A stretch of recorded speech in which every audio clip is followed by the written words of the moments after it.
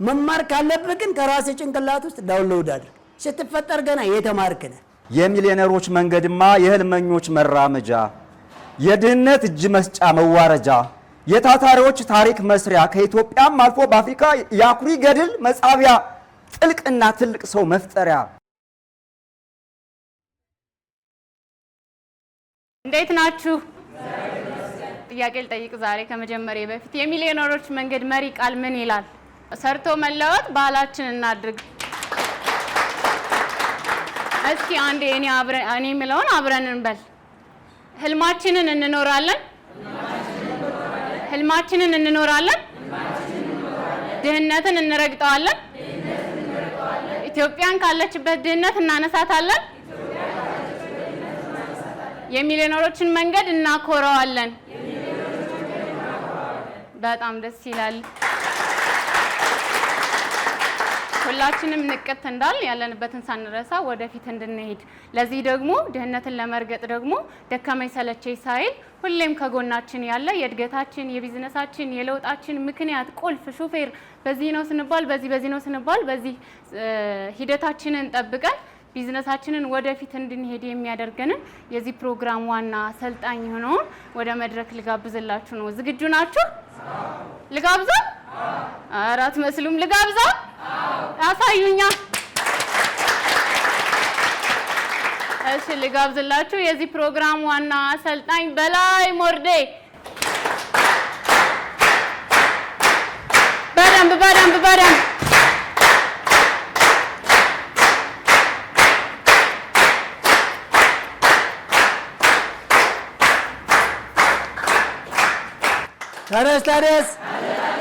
ታዲያስ እንደምን አደራችሁ? እጅግ በጣም ጥሩ። በማንኛውም ቀንና ሰዓት እኛ ጋር እንደምን አደራችሁ ነው የሚባለው። ሳንሰራ ያረፈድን ከነ ኤነርጂያችን ከነ ኃይላችን ከነ ሙያችን ስላረፈድን እንዴት አደራችሁ ነው። ዘወትር በዚህ ሰዓት የሚተላለፈውን የሚሊዮነሮች መንገድ ውድ ፕሮግራም ለመከታተል የመጣችሁ በሙሉ እንኳን ደስ አላችሁ።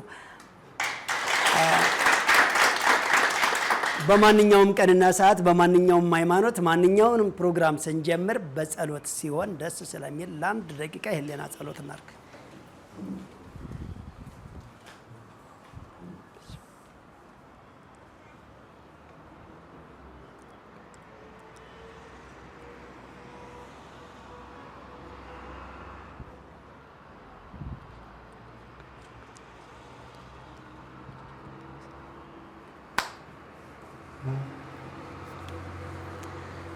እሺ ዘወትር በዚህ ሰዓት የሚተላለፍላችሁ የሚሊዮነሮች መንገድ የጊዜና ኢኮኖሚን በአግባቡ ተጠቅሞ አገርን በኢኮኖሚ ራስን ማስቻል፣ ትውልድን ካሉባሌ ቦታ መመለስ፣ ህፃናት፣ አዛውንት፣ ትንሽ ትልቅ፣ ሴት ወንድ ሳይል፣ የተማረ ያልተማረ፣ ገጠር ከተማ፣ ሀገር ውስጥ የውጭ ሳይል፣ ነጋዴ አምራች ወይም ደግሞ ማኑፋክቸሪንግ ባለሙያ ሳይመርጥ ማንኛውንም ዜጋ እንዴት በአግባቡ ሰርቶ እንዴት በቢዝነስ ፕላን ፎርም ውስጥ ገብቶ እንዴት በእቅድና በታርጌት ራሱን የሻለ ዜጋ ለማፍራት የሚሊዮነሮች መንገድ 62 ሀገር ላይ ሪሰርች ሰርተን 9 ዓመት አጥንተን 12 ሀገር በአካል ሄደን የራሳችንን በትንሹ ከተሞከረና ወደ ሚሊዮነር መንገድ ወደ ትልቅ ኢንቨስትመንት ከገዘፈ በኋላ ለሞላ ኢትዮጵያኖች ይሄ መድረስ አለበት ብለን ያዘጋጀነ ልዩ ፕሮግራም እንግዲህ ዘወትር በሀገሬ ቴሌቪዥን ከምሽቱ 2 ሰዓት እስከ ምሽቱ 4 ሰዓት ድረስ ይተላለፍላችኋል። በድጋሚ ሮብ ከቀኑ 9 ሰዓት እስከ ቀኑ 11 ሰዓት፣ በድጋሚ ሐሙስ ከረፋዱ 3 ሰዓት እስከ ቀኑ 5 ሰዓት፣ እንዲሁም ዘወትር ቅዳሜ ኢትዮ ኤፍኤም ላይ ከቀኑ 10 ሰዓት ጀምሮ እስከ ምሽቱ 12 ሰዓት ድረስ ይተላለፋል። በማንኛውም ቀንና ሰዓት ይሄንን ለመከታተል የተቸገሩ ሰዎች በላይ ሚዲያ ብለው ቢገቡ ሁሉም ሶሻል ሚዲያችን ላይ ዩቲዩብ ላይ ሙሉውን፣ ቴሌግራም ላይ አጫጭር፣ ቲክቶክም ላይ እንደዚሁ የተወሰነው መረጃ ግን ተለያዩ ሶሻል ሚዲያ ላይ ሲያገኙት ሁሉንም ዩቲዩብ ቻናላችን ላይ ያገኙታል። እንደዚሁም ደግሞ ዘወትር እሁድ 7 ሰዓት ጀምሮ ሰነ ኤምኤስ ህንፃ 5ኛ ፎቅ ላይ በአካል በመገኘት ያልገባችሁን ጥያቄ በመጠየቅ ሁሉንም ነገር መሳተፍ በግልጽ ይቻላል ማለት ነው። ለመሆኑ የሚሊዮነሮች መንገድ ምንድነው? ኢኮኖሚን በምንድን ነው የሚያዳብረው? ገንዘብ በመበደር የመንግስት ነው ወይስ የግለሰብ ነው? ሃይማኖታዊ ድርጅት ነው? ፖለቲካ ይቀላቅላል? ወጣት ላይ ብቻ ነው ትኩረት የሚያደርገው ወይስ ለሁሉም የተቋቋመ ሲቪል የሆነ የኢኮኖሚ ኮርስ ብቻ ነው የሚሰጠው። ሲቀጥልስ ደግሞ ብዙ ኢንተርፕረነሮች አሉን፣ ብዙ ፕሮፌሰሮች አሉን፣ ብዙ የመንግስት መዋቅር አለ፣ ኢንተርፕራይዝ አለ፣ የውጭ ድርጅት አለ፣ ብዙ ምሁራን አሉ። እንዴትስ በዛ አልሆነም? እንዴት ትምህርት ስርዓትስ አልተካተተም? ከየት መጣና እንዴት ይሄ ፍልስፍና ወይም ደግሞ እንዴት ይሄ ጥናት ተገኘ ለምትሉ በሙሉ እጅ እያወጣችሁ ጥያቄያችሁን በመጠየቅ ፕሮግራሙን እናስኬዳለን ማለት ነው። የሚሊዮነሮች መንገድ ምንም አይነት የርቀት ፍልስፍና ሳያስፈልገው በቀላሉ ኢኮኖሚን ከዜሮ ጀምሮ በሁለት ዓመት ብቻ አንድን ዜጋ ሁሉንም አይነት ማለት ነው ሚሊዮነር ማድረግ የሚቻልበት ጊዜና ኢኮኖሚን በአግባቡ እንዴት መጠቀም እንደሚቻል የታይም ኢንቨስትመንትና ኢኮኖሚ ሪሳይክል ሲስተም ነው የሚያሳየው። ኢኮኖሚ ሪሳይክል ሲስተም ወይም ደግሞ ካፒታል ሪሳይክል ኢንቨስትመንት ነው የምናወራው። እሱ ማለት በቀላሉ ባለን ጊዜ ሙሉ በሙሉ እንዴት ትኩረት እንደምናደርግ ቢዝነሳችን ላይ በቢዝነሳችን ያገኘነውን ውጤት ደግሞ እንዴት መልሰን እዛው ካፒታላችን ላይ ኢንቨስት እንደምናደርገውና ምን ያክል ጊዜ ስራው ላይ ምን ዋጋ እንደምንከፍልና ከምን ያክል ጊዜ በኋላ ነፃ እንደሚያወጣን ነው በደንብ የምንመለከተው። እንግዲህ በቀላሉ የሚሊዮነሮች መንገድ ቀለል ያለች አሰራር ነው ያመጣው። ከባድ የሚባል ነገር የለም። ብዙ ጊዜ እንደጋግመዋለን። ከ100 ብር ጀምሮ እስከ 100 ሺህ ብር ያላችሁ ሰዎች በመጀመሪያ ዙር የተመዘገባችሁ ወደ ስራ የገባችሁ ሳምንት ቀጣይ የ3 ወር የቦነሱን የፐርሰንቱን አሰራር እድገቱን ባላንስ የሚያደርግበትንና ያንዳንዷ ቢዝነስ ፕላን 14 ነው የወጣው ከ100 ብር ጀምሮ እስከ 100 ሺህ ብር። ይህ ማለት የ100 ብር፣ የ500 ብር፣ የ1 ሺህ ብር፣ የ10 ሺህ ብር፣ የ20፣ የ30፣ የ40፣ የ50 እያለ የ60፣ የ70፣ የ80፣ የ90፣ የ100 እዛ ድረስ ነው ያለን።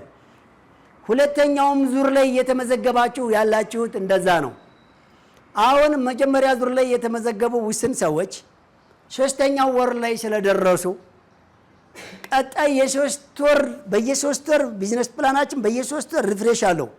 ፐርሰንቱ በየ3 ወር ይወርዳል። ኢኮኖሚው ከፍ ባለ ቁጥር፣ ካፒታሉ ከፍ ባለ ቁጥር፣ ኢንቨስትመንቱ በሰፋ ቁጥር ኤክስትራ የተለያየ ወጪ ስላለባቸው በወር ማግኘት ያለባቸው ፐርሰንት ወረድ ይላል። ስለዚህ እሷን ታክቲክ በደንብ እናሳያቸዋለን ማለት ነው። እንደ መጀመሪያ ግን የሁለተኛ ዙር ምዝገባ እየተጠናቀቀ ስለሆነ የሁለተኛ ዙር ምዝገባ ሬዲ እየተጠናቀቀ ነው። 2 ሳምንት ብቻ ቀርቶታል። የሁለተኛ ዙር ምዝገባ ኤምቲ ብለው ወይም ኤምአር ብለው ይመዝገቡ። 8795 ሾርት ኮዳችን ነው። የሚሊዮነሮች መንገድ ላይ ስልጠና ለመሳተፍ 8795ን ስልኩ ላይ ሴቭ ያላደረገ ሰው መጀመሪያ ፎርም አልሞላም፣ ወደ ቦታውም አልመጣም ማለት ነው። ፕሮግራሙን ቢከታተል ከሰው ቢሰማ ቀጥታ ቢያዳምጥ ማህበራዊ ድረገጻችን ላይ ገብቶ ቢያየው ዋጋ የለውም። 8795ን ሴቭ አድርጎ በዛ ሜሴጅ ውስጥ ገብቶ ኤምቲ ብቻ ሌላ ምንም ስም ምናምን አያስፈልግም፣ ወይም ኤምአር ከሁለት አንዱን ፊደል ብቻ ነው የሚጠቀሙት። 8795 ላይ ከተጫናችሁ በኋላ እዛው ላይ ገብታችሁ ኤምቲ አትበሉት ወይም ኤምአር አትበሉት። መጀመሪያ እሱን እንደ ማንኛውም ስልክ ሴቭ አድርጉት። ከዛ ሚሴጅ ቤት ግቡና ኤምቲ ብቻዋን ነው። አይ ሬዲዮ አድማጭ ነኝ ካላችሁ ደግሞ ኤምአር ቲቪ ነው የምከታተለው ካላችሁ ኤምቲ፣ ሁለቱንም ትችላላችሁ፣ ከሁለት አንዱም ትችላላችሁ። ብቻ ግን ኤምቲ ብላችሁ ከተጫናችሁ በኋላ ሌላ ምንም ቁጥር እንዳትጨምሩ። አሁን ወደ ሚሴጅ ግቡና ሴንድ አድርጉት ማለት ነው። ከዛ ምርጫ ይመጣላችኋል። ለንግድ፣ ለአገልግሎት፣ ለኢንዱስትሪ እርሻ ልማት ወይም ለማኑፋክቸሪንግ ይልና ምርጫ ኤንቢዲ ምናምን እያለ ይመጣላችኋል። እሱ መጣ ማለት በትክክል ተመዝግባችኋል ማለት ነው። ከተመዘገባችሁ በኋላ በየሳምንቱ መሰልጠናችሁን ማረጋገጥ እንፈልጋለን። እኛ እየሰለጠነ ነው ይሄ ዜጋ። ቢዝነስ ፕላን ዝም ብለን ነው የምንሰጠው። አሁን ያልሰለጠነ አካል የሆነ ነገር ቢሰጠው ራሱን ያጠፋበታል እንጂ አይጠቀምበትም። ሰልጥኗል። ስልጠናውን መከታተላችሁን የምናውቀው ደግሞ በሳምንት አንድ ቀን ደስ ባላችሁ ቀን ብቻ በየሳምንት አንድ ቀን አቴንዳንስ ትሞላላችሁ። እሱ ደግሞ ኤቲ ወይም ደግሞ ኤአር ከሁለት አንዱ ፊደል መጠቀም ትችላለህ። የት ላይ? እዛው 8795 ስትመዘገቡ የመጣው ፔጅ ላይ ነው። እንደገና 8795 ነው መጻፍ አይቻልም። አንድ ጊዜ በቃ እሱ ሚሴጅ ውስጥ መግባት ነው። ምናልባት ለበላይ ለኔ ሚሴጅ ልካችሁ የምታውቁ ካላችሁ እንደገና በላይ ብላችሁ አትገቡም አይደለ? ልክ እኔ ስም ላይ ትገባላችሁ፣ ሜሴጅ ቤት ይመጣላችኋል። ከዛ እዛ እንደምትላላኩት በነገራችን ላይ ሜሴጅ መላላክ የሚችልና የማይችል ሰው አለ በማለት ብቻ አይደለም። ሾርት ኮድ ሲሆን ግራ ይጋቡና ሰዎች ኤምቲ ከ8795 ጋር አንድ ጋር የሚደረደር መስሏቸው የሚደረድሩት አሉ። አንድ ጋር አታች ካረጋችሁት አይሰራም። ሜሴጁ ሄዷል፣ ግን ወደ ሌላ ቦታ ነው የሚሄደው፣ እኛ ጋር አይደርስም። ዝም ብሎ ወደ ቴሌ ነው የሚሄደው ማለት ነው። ወደኛ ዳታ በትክክል እንዲደርስ ነው አሁን በደንብ የምናሳያችሁ። 8795 ሴቭ ካረጋችሁ በኋላ ሜሴጅ ቤት ከዛ ኤምቲ ብላችሁ ሴንድ ማድረግ ወይም ኤምአር ብላችሁ ከተመዘገባችሁ በኋላ በየሳምንቱ ኤቲ ብላችሁ መላክ ነው። አለቀ በቃ፣ ሌላ አያስፈልገውም። ወይ ኤአር ብላችሁ መላክ። ያ በየሳምንቱ የምታደርጉ ከሆነ በየሳምንቱ ቅዳሜ ሊሆን ይችላል፣ እሁድ ሊሆን ይችላል፣ አርብ፣ ሐሙስ ደስ ባላችሁ ቀን። ብዙ ጊዜ ፕሮግራሙ በአብዛኛው ቅዳሜ ስለሚተላለፍ ቅዳሜ ቀን ብታደርጉት የተመረጠ ነው። ግን ቅዳሜ ቀን ሲስተሙ ከሁሉም አቅጣጫ ክራውድ ሊሆን ስለሚችል ሌላ ቀን መላክ ትችላላችሁ ማለት ነው።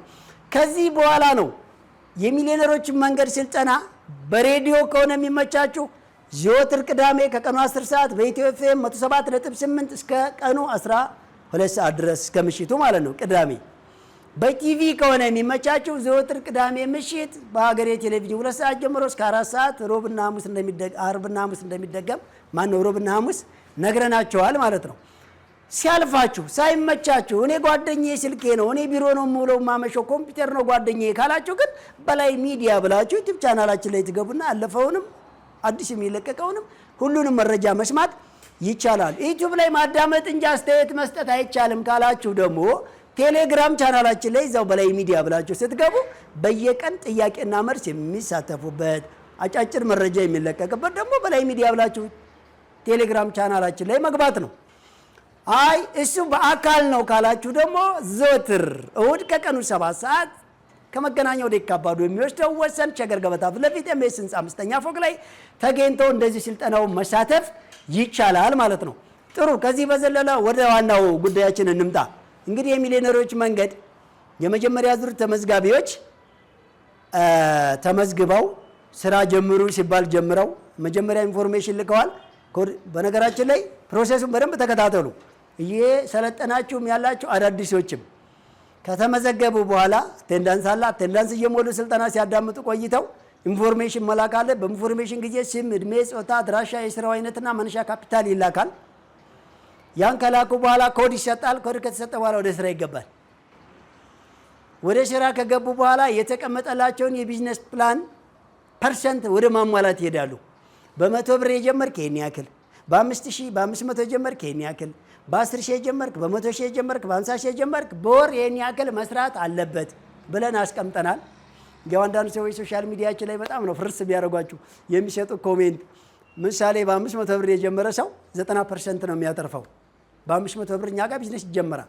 ምንድን ነው የሚጀምረው? የፈለገውን። የት ነው የሚጀምረው? የፈለገው ሀገር። ማን ነው የሚጀምረው? ማንም ሰው በምን ያክል ሰዓት በተመቸውና ባለው ጊዜ ይችላል። ነፃነት እኮ አለ። የሚሊዮነሮች መንገዶች እኮ ነፃነት አለ እኮ። የሚገርም ነፃነት እኮ ነው ያለው። በጣም አነጋጋሪ የሆነ አጠያቂ የሆነ ለብቻ የሚያስወራ እንቅልፍ የማያስወስድ እጅግ በጣም ግሩም ድንቅ የሆነ መስፈርት እኮ ነው። ምንድነው መስፈርቱ ሲባል ምንም። ምንድነው ማገኘው ሲል ሚሊዮነር መሆን። ምንድነው የማያስከፍለኝ መስዋዕትነት? የለም። ባላት ብቻ አድርግ የተባልከውን አድርግ። እሺ ምንድነው የማደርገው? አሁን የምታደርገው እኪስ ምን ያክል ብር አለ? ይሄን ያክል ይበል። በቀን ስንት ሰዓት ጊዜ አለ? ይሄን ያክል። በዚህ ብር እና በዚህ ሰዓት ይሄንን ስራ እንለዋለን። ምን ሲል መጀመሪያ ምን ስራ ይመቻል? ለምሳሌ እንትን ብሰራ ሲል ትችላለህ። አሁን ያንን አሰራር ነው የምናወራው። አያችሁ፣ አዲስ ስራ ይዘን አልመጣንም። አዲስ አሰራር ነው ይዘን የመጣነው። የጊዜ አጠቃቀምና የገንዘብ አጠቃቀምና የስራ አሰራር ሲስተም ነው ይዘን የመጣነው።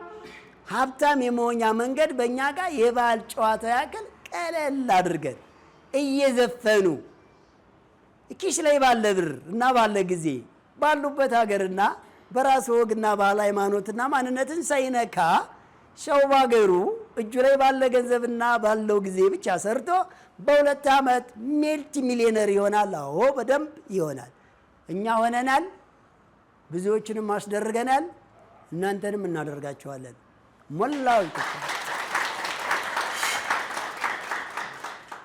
ሞላው ኢትዮጵያ ውስጥ ያላችሁ በየትኛውም አካባቢ ላይ አርሶ አደር ነህ ይቻላል፣ አርብቶ አደር ነህ ይቻላል፣ እንስሳ አድላቢ ነህ ይቻላል፣ ነጋዴ ነህ ይቻላል፣ ይሄ ሪሳይክል መልሶ መጠቀም ነው አገልግሎት የምትሰጠው ይቻላል፣ የተለያየ ማማከር አገልግሎት ሰጭ ነህ ይቻላል። ምንም አይነት ይሁን ይችላሉ። ንግድ ብቻ አይደለም። ብዙ ሰዎች ቢዝነስ ሲባል ንግድ ብቻ የሚመስላቸው ሰዎች አሉ ማለት ነው። ስለዚህ ካሜራማኑ ሳላያቸው እያለ ነው። እስኪ አንድ ጊዜ አጨብጭቡልኝ። ጥሩ። ስለዚህ እናንተ ጋር ትልቁ ጥያቄ በ500 ብር ቢዝነስ ብጀምር ያ 500 ብር 90% ይተረፋል ሲባል ይህ ማለት በወር 450 ብር ማትረፍ ነው። በወር 450 ብር አትርፌ ቤት ኪራይ ምን እከፍላለሁ? ምግብ ምን እበላለሁ? የተለያየ ወጪ ምን አደርጋለሁ?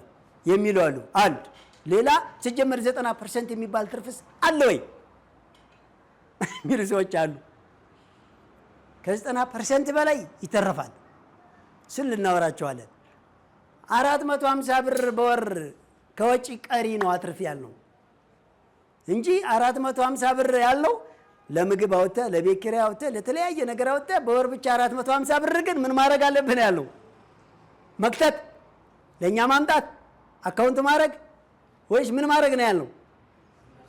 450 ብርን መነሻ ካፒታሉ ስንት ነበር?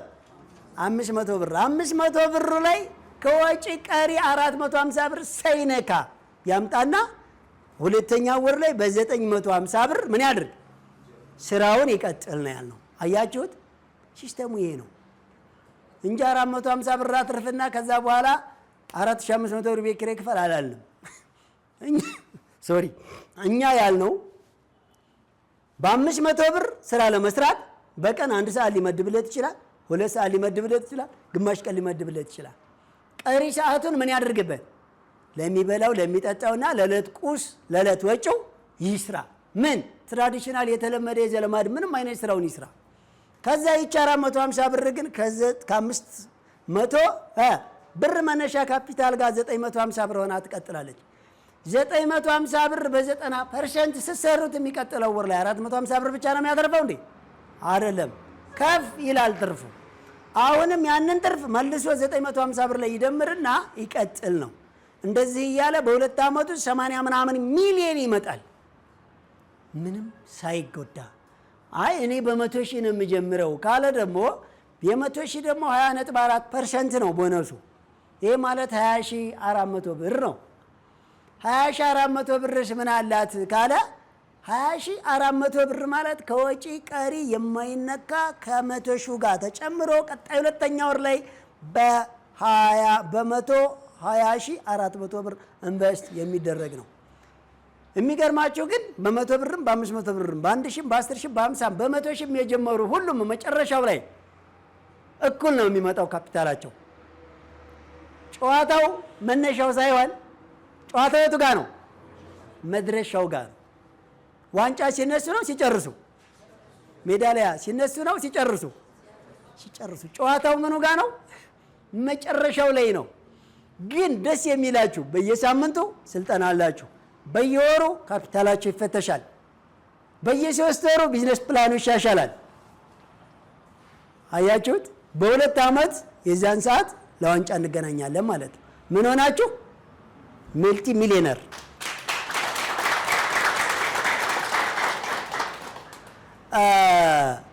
ብዙ ጊዜ የምንደጋግመው እስከ ዓለም ዳርቻ ጎግል አደረግን ሰርች አደረግን እንጂ እስከ ጎረቤት ሀገርና ሩቅ ምስራቅ ድረስ በእግር ተጓዝን በአየር በረርን እንጂ ችግሩንም መፍትሄውንም ያገኘነው ግን እዚሁ ኢትዮጵያ ውስጥ ነው።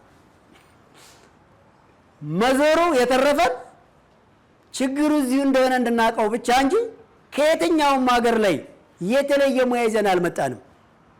ሙያው፣ ችግሩም፣ መፍትሄውም፣ በሩም፣ ቁልፉም፣ ወርቁም፣ አልማዙም፣ ገንዘቡም፣ ምግቡም፣ ወጣቱም፣ ሳይንሱም ለካ ጭንቅላት ውስጥ ነው ጎበዝ፣ ጭንቅላት ውስጥ ነው። ምናልባት በቻይና ውስጥ ከ5 ዓመት በላይ አንድ አርሶ አደር መሬት እንዳይሰጠው የሚል አዋጅ አይተናል። በ5 ዓመት መልቲ ሚሊዮነር ሆነው ለሌላ ሰው ይለቃሉ።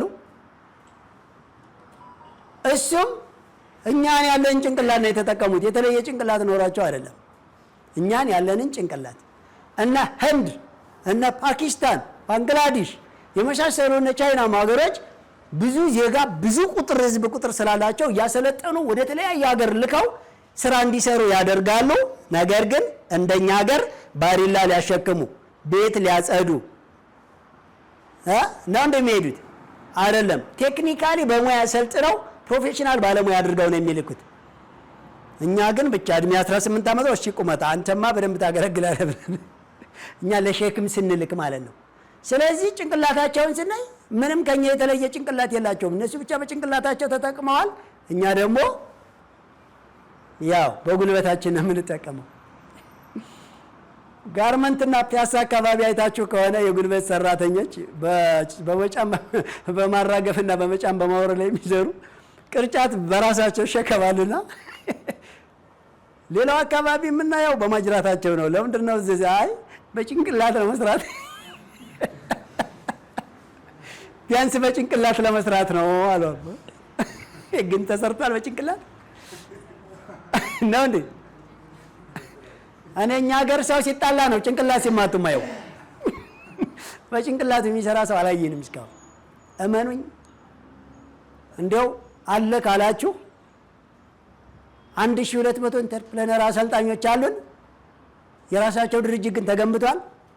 በ100 ብርና በ1000 ብር ጀምረው ሚሊዮነር ሆነዋል። አልሆኑም እኮ በሺህ የሚቆጠር ፕሮፌሰር አለን። የመንግስት ብቻ ከ40 በላይ ዩኒቨርሲቲ አለ። የግል አጠቃላይ ከደመራችሁ ሺህ ምናምን ኮሌጅ አለ። እዛ ውስጥ የሚሰጥ የማርኬቲንግ፣ የኢኮኖሚ፣ የፖለቲካ፣ ማህበራዊ ብዙ ኮርስ አለ። የምር ግን ኖረውታል? አልኖሩት። ያልኖረው ሲያስተምርህ ያደነባብራል። ለመኖር ራሱ ትቸገራለህ። ለመኖር አይታ ግጭት አፈታት የሰለጠነው ሰውዬ ግጭት አፈታተር ሲያሳይህ ስለ ኢኮኖሚ መምህርህ የቤት ኪራይ መክፈል አቅቶት ማታ አምሽቶ ሲገባ ስታየው፣ የባዮሎጂ መምህርህ ሲጋራ እያጨሰ ከጠጅ ቤት ኤክስኤክስ እየረገጠ ሲገባ ስታየው አይምታታብህም? ይምታታብሃል። ስለዚህ ልማር ካልክ የትም ቦታ እኔ አትሂድ አልልም፣ ሂድ። ድሮ ምንም ያልተማሩ ሰዎች እችን ሀገር ቀርጸው ፊደል ቀርጸው ቁጭ አድርገው ፕሮፌሰር አድርገውናል። ፕሮፌሰር የሚባለው ስም ሳይመጣ እኛ በራሳችን ጥለነው ስለተደነባበር የውጭውን ትርምስ ስለተቀበልን እንጂ ማለት ነው። አሁን የሚሊዮነሮች መንገድ የሚያወራው አመናችሁም አላመናችሁም ኦርጋኒክ የሆነ ናቹራል የሆነ ነገር ላይ ወደ ተፈጥሯችን ነው የምንመለሰው። ሰው እያንዳንዱ ሲፈጠር ባለሀብት ነው። በደጋግሜ ነው የማወራው እኔ። እንዲያው ዝም ብለህ እመን ግን አልልም። ስለዚህ ጊዜና ኢኮኖሚህን በአግባቡ ለመጠቀም ካሁን በኋላ አጀንዳህን አውጣና አይ ፕሮሚስ ግባ። መጀመሪያ የተሻለ ስራ ሳይሰራ ሰው መዝናናት ይቁም። የሚሊዮነሮች መንገድ ደጋግመን የምናወራው ነው። ሰው የጊዜና ኢኮኖሚ አጠቃቀም ስንል ምንድነው 10 ጊዜ ጊዜና ኢኮኖሚ አጠቃቀም የምትለው ካሉኝ፣ አዎ 26 ዓመት ሆኖ የፑል ዘንግ ይዘህ ከሆነ የምትለው አንተ ጊዜና ኢኮኖሚ አጠቃቀም ተበላሽቶብሃል። አንተ መያዝ ያለብህ ወይ መዶሻ ወይ ፒንሳ ወይ አካፋ ወይ ዶማ ወይ ማሽን ነው። ማምረቻ ሰዓት ነው። እሺ ካመረትህ ለማምረት ስትገባ መጀመሪያ ፐርፐዝ ይኑር፣ አላማ ይኑር፣ ፕሮግራም ይኑር፣ ታርጌት ይኑር፣ ራዕይ ይኑር። የምትጓዝበትን መንገድ በደንብ ፍሬሙን ከፋፍለህ መነሻና መድረሻ ቁጭ አድርግ። የዛን ጊዜ የምትሰራው ሁሉ ከንቱ አይሆንብህም። አይታቸዋል። አንዳንድ ሰዎችን እኛ ሀገር ስላልተሰራ ነው ስል እርባል እንደኔ የሚሰራ ሰው አለ እንዴ ነው የሚልህ። እንደነገሌ የሚሰራ ሰው አለ እንዴ? እንደኛ የሚሰራ ሰው አለ እንዴ? መስራት ብቻ ምን ይሰራልሃል? መስራት ብቻው ምንድነው የሚያደርገው ነው? 1000 ሰዎችን ዶማ ስጧቸውና አካፋ ጨምራችሁ አንድን ተራራ ሜዳ አድርጉ በሏቸው። አንድን ሹፌር አንድ ኤክስካቫተር ማሽን ብቻ ይዞ ላኩት። ማን እንደሚቀድም የዛን ሰዓት ታያላችሁ። ማን እንደሚቀድም አንድ ሹፌር ቀድሟቸው ደልድሎት ይገባል። 1000 ሰዎች ላበላብ ሆነው ግማሹ ተሰብሮ ግማሹ ተፈንክቶ ወደ ሐኪም ቤት ሲሄዱ ለነሱ ምግብ ወጪ ውሃ ምናምን ሲያልቅ እዛ ጋር ግን አንድ ጊዜ በተሞላ ነዳጅ ያንን ኤሪያ ያንን ጂኦግራፊ ሌላ አድርጎት ይመጣል። ቴክኒካሊ መጀመሪያ ሰሌክት የምናደርገው ነገር ምንድነው? የሚሊዮነሮች መንገድ በትንሽ ገንዘብ ተነስቶ በሁለት ዓመት ሚሊዮነር ይኮናል ሲል ዝም ብሎ በደፈና አይደለም። አንድ ጊዜ አጠቃቀም፣ የማምረት የመሸጥ የደንበኛ አያያዝ፣ በቀላል ብዙ ስራ የመስራት ብቃት፣ ቅድሚያ የሚሰጠውን ነገር ትኩረታችን እንዴት እንደሚሰበሰብ ያገኘነውን ትርፍ ደግሞ ላው ላይ እንዴት ኢንቨስት እንደምናደርግና እንዴት ሪሳይክል ሲስተሙን እንደምንጫወተው ጌም ነው። አይ ጌም ጨዋታ እየተዝናናን ነው። የባህል ጨዋታ ያክል ፈታ እያልን እኛ በላይ አትክልትና ስፔሻን ስንገነባ አካል አልጎደለንም፣ ሃይማኖታችን አልጎደለም፣ ዜግነታችን አልተፋቀም፣ ከለራችንም አልተቀየረም። ምንም የከፈልነው መስዋዕትነት የለም። ብቻ የከፈልነው መስዋዕትነት መጀመሪያ መኖሪያ ቤት ትተን ስራ ቦታ ማደር ጀመርን። መጀመሪያ ረፍት ትተን ስራ ላይ መጠመድ ጀመርን። መጀመሪያ መዝናናቱን ትተን ስራ ቦታ ብቻ መዋል ጀመርን። መጀመሪያ የተገኘውን ትርፍ እዛው ትርፍ ላይ ማድረግ ጀመርን። በእያንዳንዱ ቀን፣ በእያንዳንዱ ሳምንት፣ በእያንዳንዱ ወር፣ በእያንዳንዱ ዓመት ያስቀመጥነው ታርጌት ግቡን እየመታ ሲሄድ መልቲ ሚሊዮነሮች ሆንን ማለት ነው። አሁንም እኛ ለእናንተ እያወራን ያለ ነው ያንን ባህል ነው።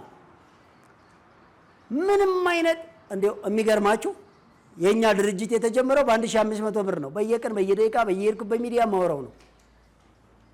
በ1500 ብር የተጀመረ ድርጅት ነው። አሁን በየወር 600 ሺህ እየመደበ ሞላ ኢትዮጵያኖችን እናንተን የሚያሰለጥነው ማለት ነው። አይታችሁታል።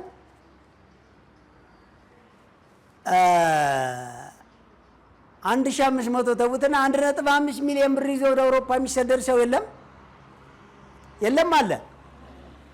አሁን ለኢትዮጵያኖች በዚህ ልክ ደርሶላቸዋል። ስለዚህ ጨዋታው እዛ ማዶ አይደለም። ስኬት አገር አትቀይር፣ ሃይማኖት አትቀይር፣ ሰፈር አትቀይር፣ ሀሳብ አትቀይር፣ አሰራርህን ብቻ ቀይረው አለቀ። አሰራርህ በታርጌት ከሆነና በሙያ ከታገዘ ቆራጥ ከሆነና የተሻለ ሰው ሚሊንግ ካዳመጥክ አሁን ቀላል ባጭሩ ማለት ነው። እና እንግዲህ ይሄን ያክል ካወራን በኋላ ብዙ ጊዜ በየጊዜው የሚጠየቅ ነገር አለ። በየጊዜው በነገራችን ላይ አብዛኛው ኮሜንት የሚሰጡ ሰዎች አዳዲስ ስልጠና ይሰጠን። አረ ስንት ዓመት አዳዲስ ወሬ የሰማን ጎበዝ፣ አልሰማችሁ? አዳዲስ ወሬ ያንኑ መጀመሪያ ተግባራዊ እናድርገው። ያንኑ ማለት ነው። አንድ እናት እኮ ልጆቿ እስካልጠገቡ ድረስ በየቀን መጋገሯን ታቆማለች? አታቆምም እኮ። መጀመሪያ ይሄንን ተግባራዊ እናድርገው። አዲስ ወሬ አዳዲስ ዜናማ ሞልቶላችኋል። በአንድ በዛሬ ቀን ብቻ 80 ዜና እየላችሁ እመጣለሁ። ገብታችኋል? ከ50 ሀገር ላይ 80 ዜና እየመምጣት ይችላሉ።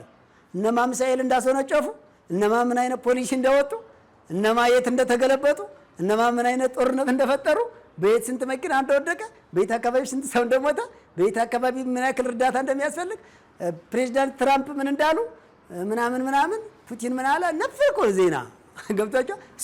እሱን ነው የፈለጋችሁት ወይስ አሁን የኛ ጉድለት መሙላት ላይ ነው ርጫችን? ስንት ዓመት በወሬ ተጠመድን? ስንት ዓመት አይቋጠርም እንጂ ቢቋጠር ቢከዘን ኖሮ ሰማይ በነካ እስካሁን ግን አይቋጠርም። ሄዷል በቃ። ስለዚህ አሁን ትልቁ ነገር የሚሊዮነሮች መንገድ ምንድነው መስፈርቱ ለምትሉ ቅድም እንደነገርኳችሁ ነው። መስፈርት አያስፈልገውም። እሺ ምን እናድርግ ሚሊዮነር ለመሆን በሚሊዮነሮች መንገድ ለምትል ሰው አሁንም ተመዝገብ፣ አቴንዳንስ ሙላ፣ ስልጠናውን ተከታተል፣ የምትባለውን ብቻ አድርግ። የመጀመሪያ ዙር ሰልጣኞች 3ኛ ወር ስለሞላችሁ በ26 በየ3 ወሩ ቢዝነስ ፕላኑ ይሻሻላል ብለናቸዋል። አሁን ሳምንት ሙሉ ቢዝነስ ፕላኑ የሚሻሻልበትን የ3ኛውን ወር እንለቅላቸዋለን።